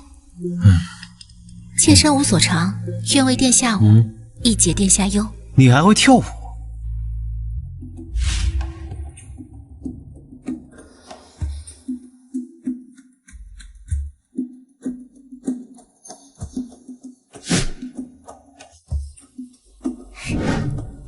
如何？美，甚美。你的舞蹈功底这么厉害，学一首曲子需要多久时间？3、5日即可。好，我知道该怎么办。什么怎么办？宝贝儿，你可真是我的福星啊！今天晚上我一定好好的奖赏奖赏你。臣妾没什么本事，能帮助到殿下是臣妾的福分。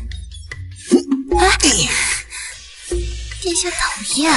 洛阳行宫的事情，儿做得很好。本来赈灾的事情啊，朕准备一并奖赏你。如今又立下如此大功，你说你要什么赏赐？我儿就是能干，只要不过分，朕都可以满足。父皇，儿臣认为大哥不配得到赏赐。哦，儿臣要告发大哥出入青楼，有辱我皇家威风，罪不容诛。公规森严，皇儿不可信口雌黄。你是怎么知道你大哥住在青楼的？只是听到些许流言，这才特别注意。什么流言？大哥在关中开的那些工坊，全部都是制盐制砖工坊，工坊只招男性，反而女性没有工作，只能卖身青楼。大哥自己表面上是为了百姓，实际上却是逼良为娼，满足自己的私欲，这才让儿臣觉得大哥去青楼不好。众爱卿可听过这些传言呢？老臣的确听到外间传言，说太子殿下鼓动对魏战争，实则是觊觎将士的妻女。大夏受灾，将士在外，妻女们捞就吃不饱，只能把自己卖进青楼，这样太子殿下则可尽享啊。太子好色，众所周知啊。原来这段时间之所以如此收敛，竟是为了下这盘大棋。如此行径枉为太子啊！请陛下将太子殿下拿狱问罪，大刑之下，他必会招出他的恶行。陛下，请不要听信小人谗言，太子所做之事都是为了大夏，而且百姓也颇为认同。梁将军，你也是个女儿身啊，难道我大夏将士在外为国拼杀，浴血奋战，回到家里头只配娶一个残花败柳不成？太子殿下表面上是为国为民，实则祸国殃民，请陛下为我大夏受辱的女子做主啊！二，你如何解释？这些流言蜚语我也听说过，所以昨日才去了青楼。我听到这些流言蜚语的时候，第一时间是想着怎么解决问题，而不是像各位所说出卖同胞。大哥慎言啊，什么叫诬陷？我们这叫揭发。如果解决不了灾民的问题，那后面的问题还会发生。建造工坊，你告诉我是受益的人多，还是遭殃的人多？遇到问题就要想办法解决问题，而不是说遇到问题就要推卸责任。那就是说殿下已经有了解决的办法喽？自然是。如何解决？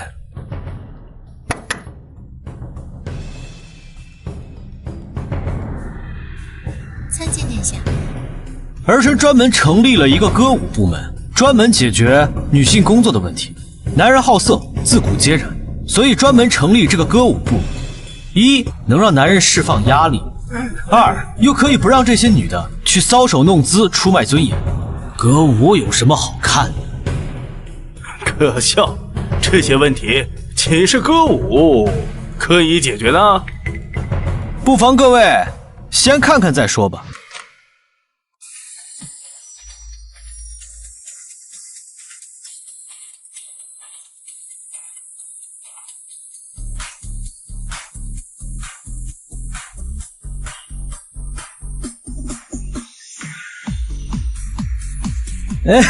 真好看啊！这不妥吧？穿成这样成何体统？总比在青楼卖肉强。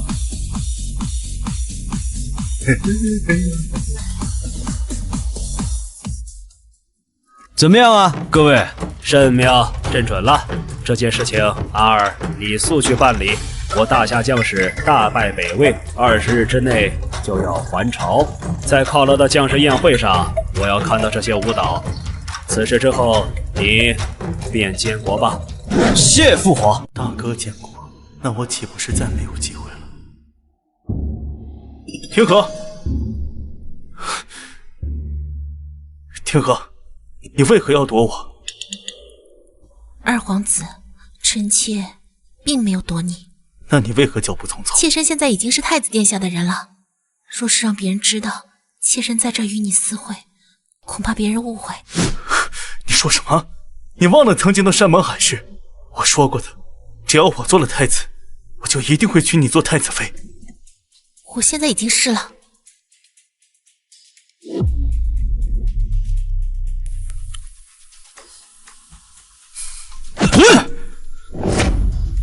谁给你的胆子敢轻薄我的女人？天河是我的，是我的，我们两个是青梅竹马。我现在已经是太子殿下的人了，此生不离。听见没？赶紧滚！不滚是吧？我滚。下，我让你不得好死。殿下不生气吗？这有什么好生气的？他们喜欢我听和呀，证明我的眼光好。妾身以前和傲皇子相好，当初下毒就是他授意的。说好了下完毒之后就带我离府，可那之后就再也没见过他。臣妾对他早已死心了。你以后会不会背叛我？殿下恕罪，臣妾以前是身不由己，臣妾以后整个人都是殿下的了。很好，记好你的身份，以后啊，你就是我的女人。嘿，姑娘们！你这狗太子还敢来春风阁？殿下这次来就是解决上次那个问题的。女人是男人的玩物，上古的难题怎么解决啊？哎，听说你们春风阁是不是以歌舞著称，每个人都会一些舞蹈？那当然，这可是我们的招牌。哎，这就对了，听和上。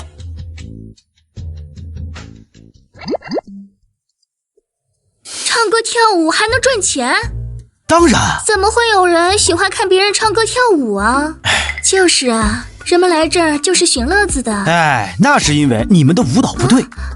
来，教他们。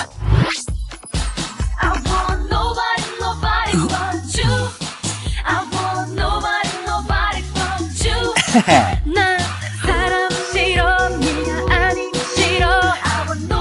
啦啦啦啦啦啦啦啦啦啦啦！来，一起来！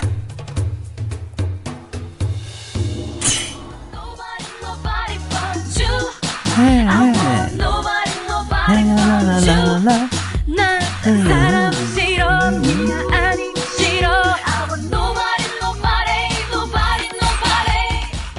是这样吗？没错。别说是男人了，我一个女人看了都心动。姑娘们，以后好好的操练起来。至于能不能赚钱呀，就看过2天的迎军仪式上你们的表现了。尊太子口谕，来练起来吧。起开！你个婊子，老子在你身上花了多少钱了？春宵一晚都不给，是不是啊？大人请自重，奴婢卖艺不卖身。嫌钱少是吗？来，够不够啊？信不信现在我就把你给是，就他，是他，谁敢杀我？你是吧？给我干死他！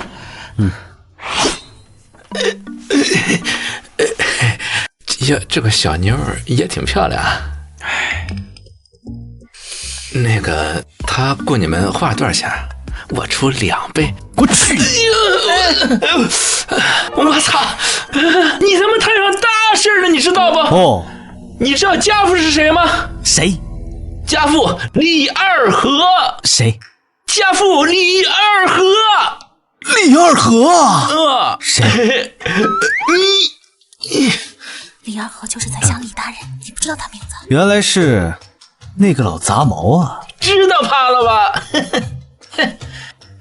小样跟我斗！父亲马上就要扶2皇子上位，到时候李家就是从龙之臣，封异姓王了。想的倒还挺美。知道我家父是谁吗？谁？家父夏正阳。谁？夏正阳啊！我管你什么正阳正阴啊！夏正阳是陛下名讳，这位是太子。你怎么不早说？给你1炷香的时间，把你老子给叫过来。去！太子！哎呀，殿下，千万别跟他计较，您就把他当成个屁，放了他。哎呀，李大人，不是我不放啊，是你儿子辱骂我父皇。你也知道，我父皇一向对名声这东西一向看得很重要。作为儿子的我，不能不管吧？那你想要什么条件呢？怎么罚他？爹！听说你最近跟我那个二弟又想着怎么坑害我。哎呦，殿下，您可千万别误会啊！我跟二皇子在一起那玩意儿，公务，纯粹是公务。他怎么知道我和二皇子要搞的？不对，他不知道，他是在这。果然是老狐狸，心思一般不轻易表露出来。哼，李大人，叫我放你儿子可以，你有什么条件吧？嗨，李大人果然聪明啊！我要你答应我，在我需要你的时候，帮我一个忙啊！哦，好，嘿嘿，这就对了嘛！哎，把你儿子带走吧。哎，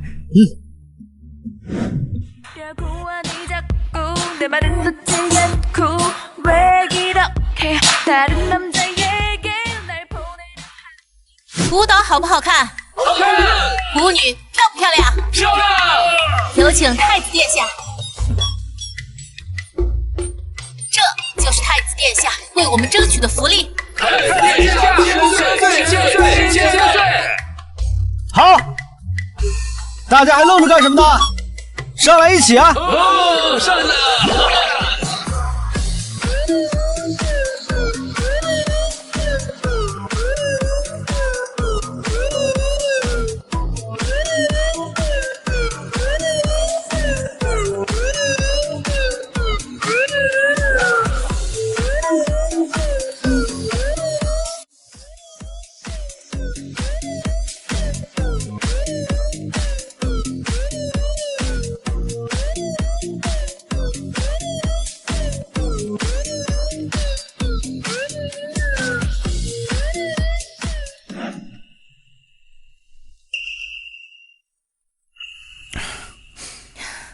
还记得上次的赌约吗？什么赌约？就是关中城外，我说你只要完成陛下的赌约，我就随你处置。嗨，你瞧我这脑子，我都忘了。听说你东宫缺位太子妃啊？是啊，太子一律要4个妻子，我这一个都没有，我上哪去找？你这次立了大功，陛下一定会赏赐你的。你要是不嫌弃的话，可以重新向陛下请求，让我做你的妻子。啊？为什么你要做我的棋子？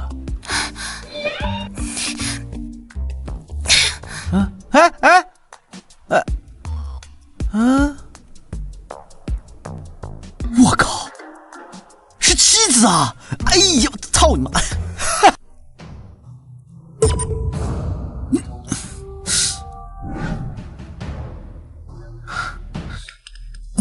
然，你可真是个好太子啊！关中百姓上了万民书，说你是贤王，什么意思啊？父皇息怒，儿臣还未建国，就让百姓给朕施压，说你是贤王呢，这是什么？是不是该退位让贤，好让你这个贤王名正言顺？父皇，儿臣百姓不是那个意思啊！不是这个意思，什么意思啊？来人，禁足动宫，无事不得出门，不然我就不敢相信他养不熟的白眼狼呀！怎么回事？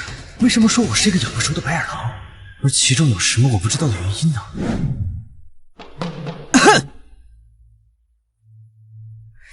殿下，怎么回事？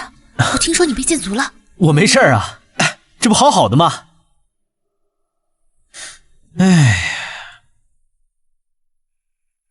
哎，对了，双儿，太子六律那边什么情况了？3个月期限已经到了，皇帝还是不靠谱啊！只有自己的力量才能让自己安心。那边已经都准备好了，江作剑也把火药枪都拿了过来。走，去看看。3个月期限已到，比试都准备好了吗？殿下，我认为这样的比赛毫无意义。你已经输了，就他们这群废物，我们只需要出3个人，就可以让他们毫无还手之力。好大的口气！我们这么做确实没有什么用，我各方面都练了，可是各方面都没有突出的，单对单根本就没有胜算。王队长，刚才他们没有上装备，比试可不算。任他们拿什么武器，都打不过我们。双儿，是。向后转，踏步走，1、2、1，1、2、1。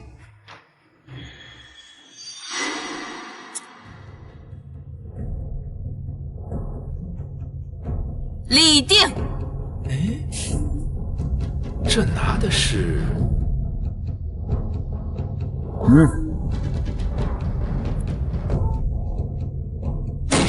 哎呦！哎，殿下，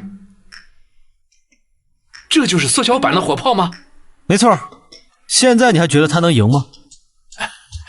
那还比个屁呀！我听说北魏20万军队都被打成花了，就是因为殿下您的火枪和火炮，咱们是凡人之躯，可不能和这东西硬扛啊！殿下，您早说呀，早说我就不用这么辛苦了。那你是自动认输了呗？您早说，您训练我们是为了装配火枪啊，那我就跟着您训练了。现在也不晚。是。火枪队组建完毕，至少可以拥有自保之力。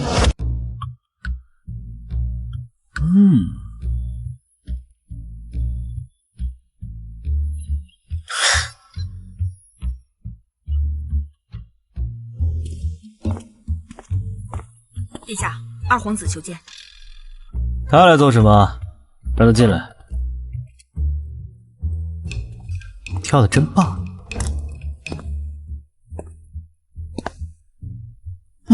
大哥好雅兴，被父皇禁足，还能如此快活。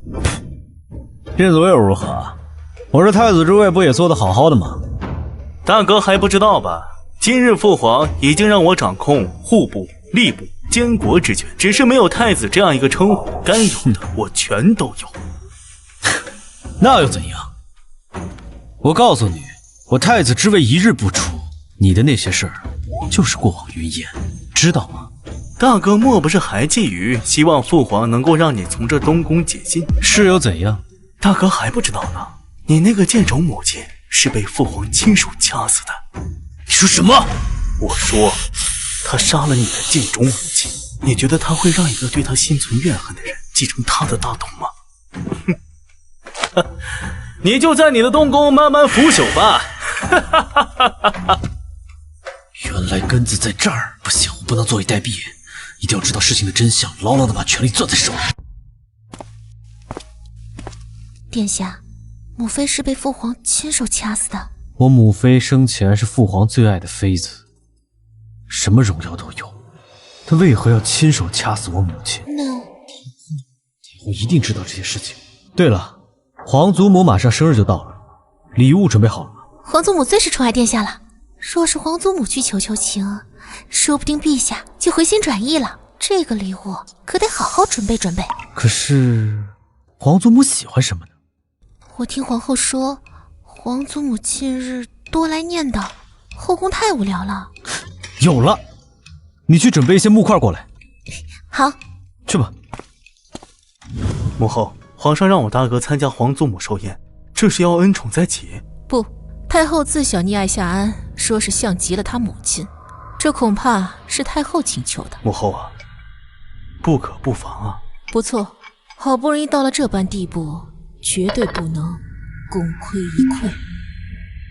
你去安排吧。好。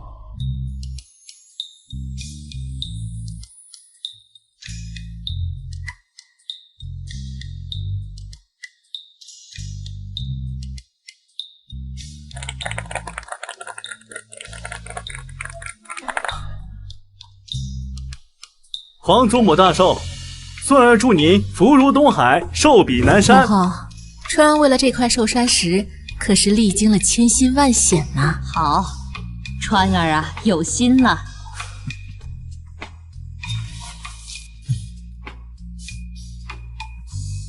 皇祖母，孙儿给您请安了，祝您日月同辉，青春不老。好孩子。大哥，皇祖母寿宴，你送的什么礼物啊？不妨打开让我们瞧瞧，开开眼界。是啊，大哥，也让我们这些臣弟们开开眼界呀。罢了，安儿的礼物是给我的。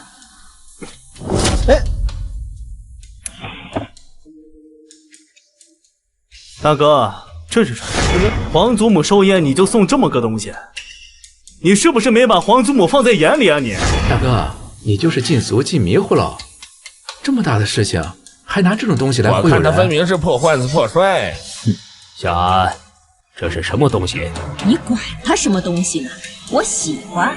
皇祖母、父皇，此物叫做麻将。儿臣禁足这段时间，除了反思以外，都是靠此神器打发时间的。哦，皇祖母，这张妖姬是专门为您设定的。群鸟之手落于梧桐，安儿有心了。正阳，我听人家说你要废了安儿的太子之位。母后哪里的话？儿子贤明，说明你这个做父亲的教得好，哪有父亲嫉妒儿子的？皇祖母，是我让父皇为难的。既然是个误会，趁着这个时间，我来做个主。没有废太子的心思，那就解除禁足吧。母后所言，儿臣不得不遵。禀告陛下，乾清宫闯入了盗贼，还请陛下移步乾清宫，看看有没有丢什么东西。一群废物，都让人家偷到乾清宫来了，拉出去剁了！陛下，陛下，饶命啊！陛下，算了算了，哀家最近吃斋念佛，闻不得这血腥气味。谢太后，谢太后。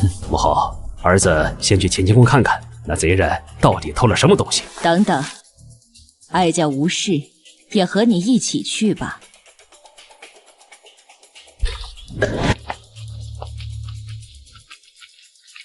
启禀陛下，什么都没丢，只是丢了传国玉玺。什么？一否家在南方，别人有这东西有何用？皇宫给我一寸寸的搜，我就不信搜不出来。哼，小安，我就不信在你床上搜出传国玉玺来，你还能全身而退。我就说这么巧吗？原来是在想搞我。父皇，不用搜了，我知道玉玺在哪儿。你偷的？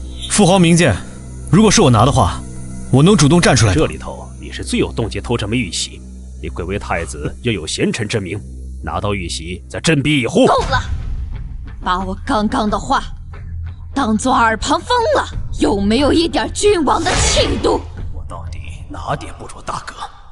母后，这件事情事关重大，属儿不能遵从。来人，把太子拿下！我看谁敢！有没有一点皇帝的心怀？哪个贼人会贼喊捉贼？依我看，安儿找到玉玺，这件事就算了。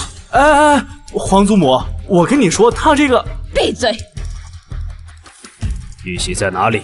在我的床上。禀告陛下，这玉玺确实是从太子床上发现的。好，你看他自己承认了。来人，拿下太子！父皇，这玉玺确实在儿臣的床上，只不过不是我放的，是别人放的。他要栽赃我，强词夺理。来人！父皇，如果我能证明这玉玺不是我拿的，是有人要陷害我的话，抓住了他，你如何处置？放肆！你要朕如何？你现在只是一个太子，就敢对我大呼小叫？你要是坐上了皇位，那还了得！拖出去斩了！哎，父皇，你饶了我大哥吧！我大哥他也是一时鬼迷心窍，想提前行使一下皇帝的权利，没什么错的，这事怪我了。把嘴闭上！安儿都要证明了，你还咄咄逼人，到底有没有把我这个老太婆放在眼里？皇后说的果然是对的，当初就该把知情人全部杀死，这样就不会有人告知安儿真相了。不过现在杀也不晚。如何证明？知情人？什么知情人？当年到底发生了什么？这玉玺就是这个人拿的，幕后主使是二弟。啊？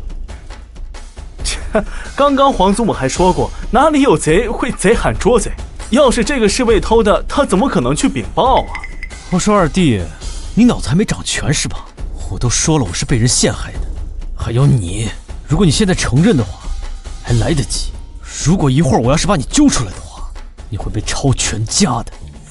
不可能，他怎么知道是我偷的？他一定是在诈我。行，还不承认是吧？哼，这玉玺上面除了父皇平时把玩的指纹，剩下的指纹就是偷盗者留下来的。你敢做下比较吗？指纹？什么指纹啊？指纹就是我们每个人的手掌的指纹都不一样，不信的话可以对比一下。安儿果真聪明。拿油来。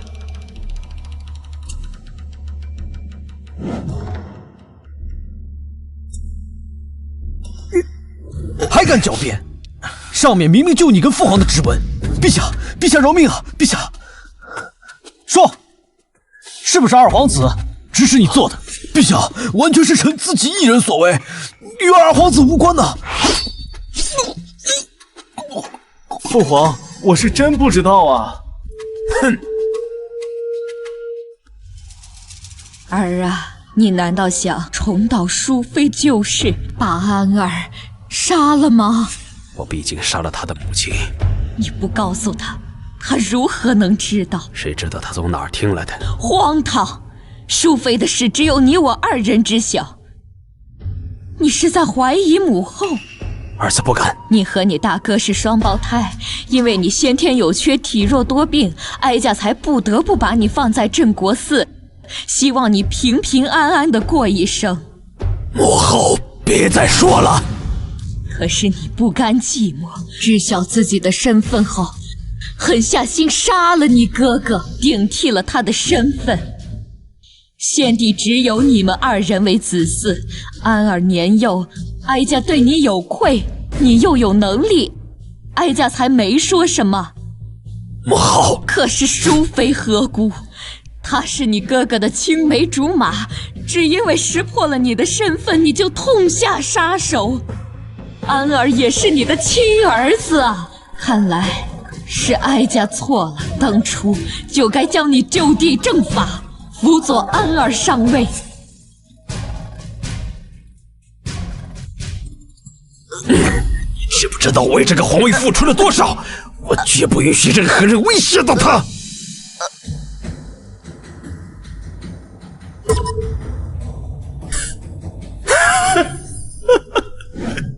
什么？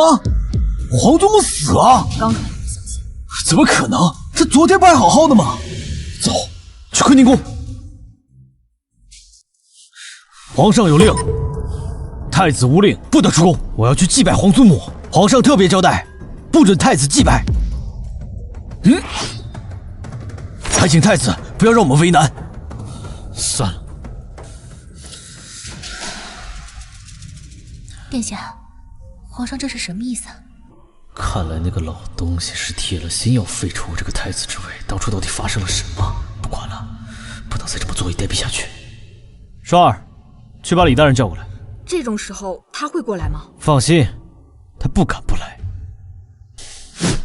殿下，这下不妥了。哎呀，怎么着啊？上次你们欠了我那么多赌债，不该来还一下？您还在禁足期，这些大臣们不敢，他也不能见您呐。这点小事就办不了了？你可别忘了你儿子的事儿。虽然我现在失宠了，但是办你儿子绰绰有余。好，等他们祭拜完太后，我就把这些大臣给您找来。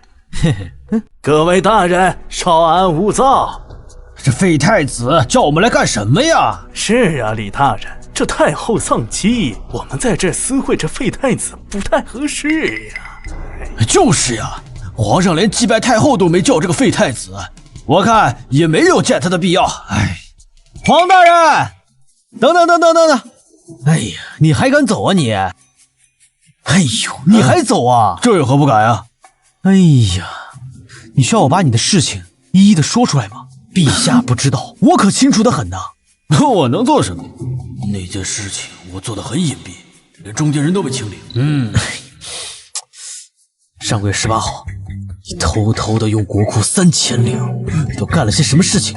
需要我一个个的告诉大家吗？这你怎么知道呀你？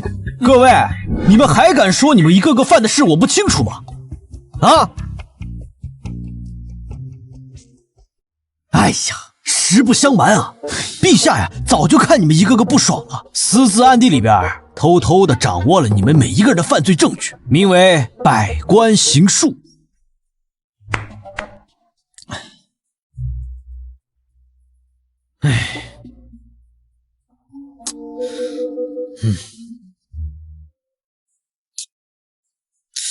哎呀，李大人，哎，你强民女啊，私用军费，对不对？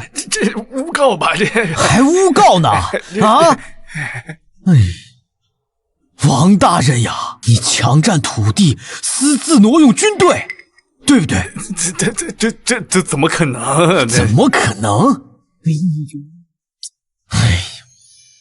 哎呀，蔡大人呀，蔡大人，你更夸张呀你呀！哎呀，为了帮你儿子解决事情，动用关系不止1次2次了吧？你们还敢说你们一个个做的事情，陛下不知道吗？殿下，我们都是冤枉的呀！我们是冤枉的，殿下，我信你们，那陛下还信吗？那殿下，那该如何呀？事到如今，好吧，我可以把他给烧了。那陛下那边，你们告诉我该怎么办？这陛下也太不是个东西了！太后丧妻，他竟然不让太子殿下去祭拜。以后殿下有什么吩咐，我必身先士卒，马首是瞻。马首是瞻。好，各位，我也没有别的想法，只求自保。殿下英明。哎呦，去，快去吧！臣告退。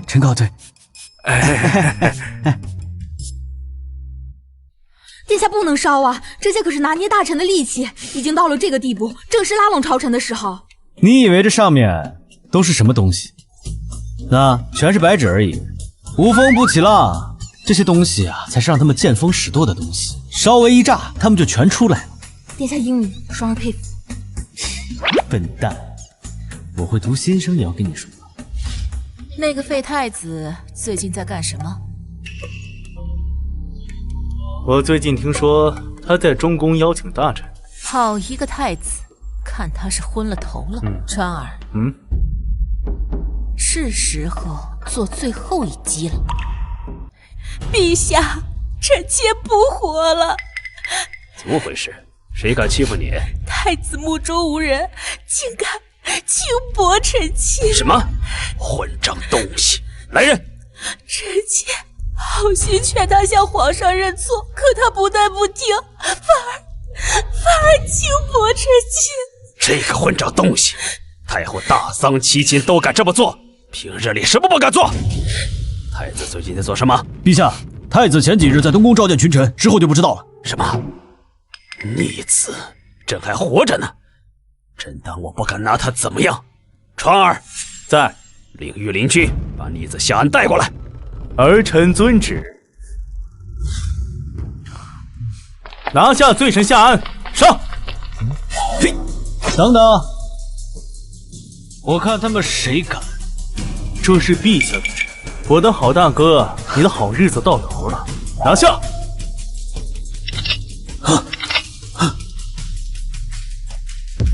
你好大的胆子！给我拿下，生死不论！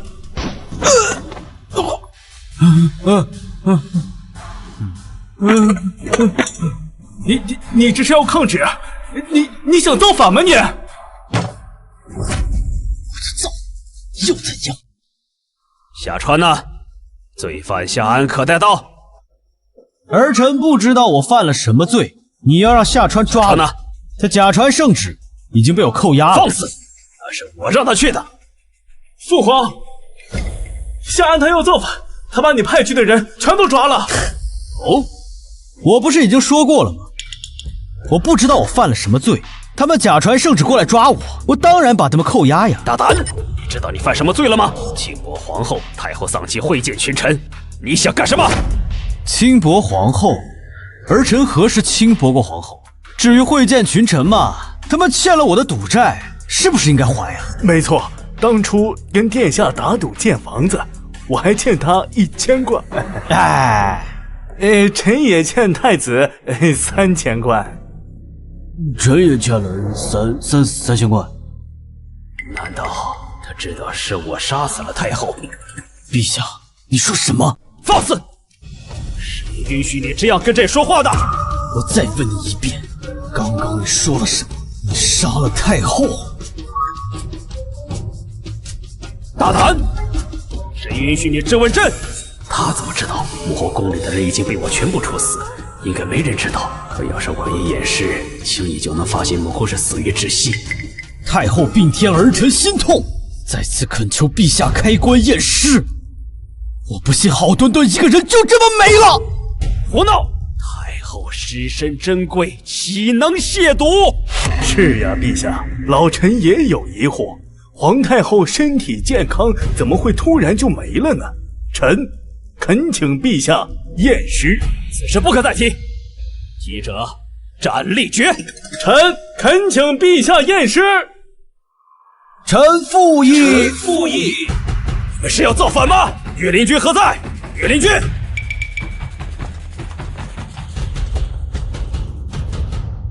陛下，儿臣不敢，只求一个真相。是我杀了哥哥又能怎样？我们是双胞胎，凭什么他享受荣华富贵，而我却要在寺庙里吃糟糠菜？我哪里比他差了？原来你不是皇帝，你是先帝的同胞兄弟，你之前在镇国寺。你怎么知道的？去镇国寺，把方丈给我请过来。你们几个速去太后寝宫，看好太后尸体。是。站住！不许去！好手段啊，夏安！跟朕这么多年，朕竟然不知道你会玩手段呢！禀太子殿下，太后是窒息而死，是有人谋杀太后。太后病天那天，只有皇上一个人在。那这么说，皇上就是凶手了？皇上真不是皇上，只有畜生才如此心狠呐！亲娘都敢下手。禀太子殿下，镇国寺方丈说他有罪，已经自焚了。什么？方丈最后还说了，真皇帝右肩上有一块红色的胎记，而假皇上没有。殿下，老臣年轻时跟他沐过浴，没有胎记。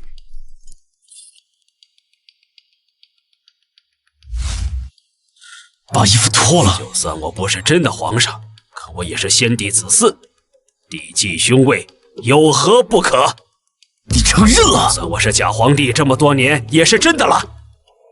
儿，你是我的子嗣，放下手里的剑，我承诺，过了半年之后，这位子就是你的。就算我同意，你问问他们，愿不愿意让一个弑兄弑母弑妻的人做皇帝？帝称兄位，虽是惯例，但是对于贼人不在此列。诸位，请随我一起去诛杀此贼，以正朝纲。诛杀此人，以正朝纲。等等，你可以不仁，但我不能不义。我可以放了你，去你该去的地方。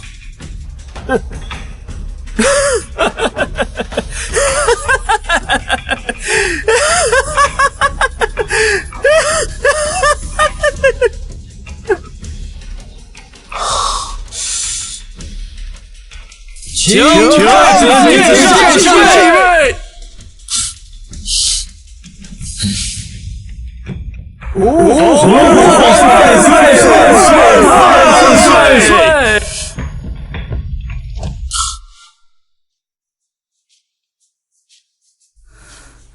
皇后娘娘，这陛下都为太后守孝3年了，还要守到什么时候？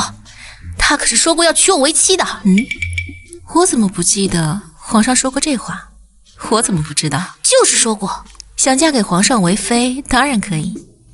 不过大家都知道，皇上守孝3年，所以你要排队啊。还有什么人？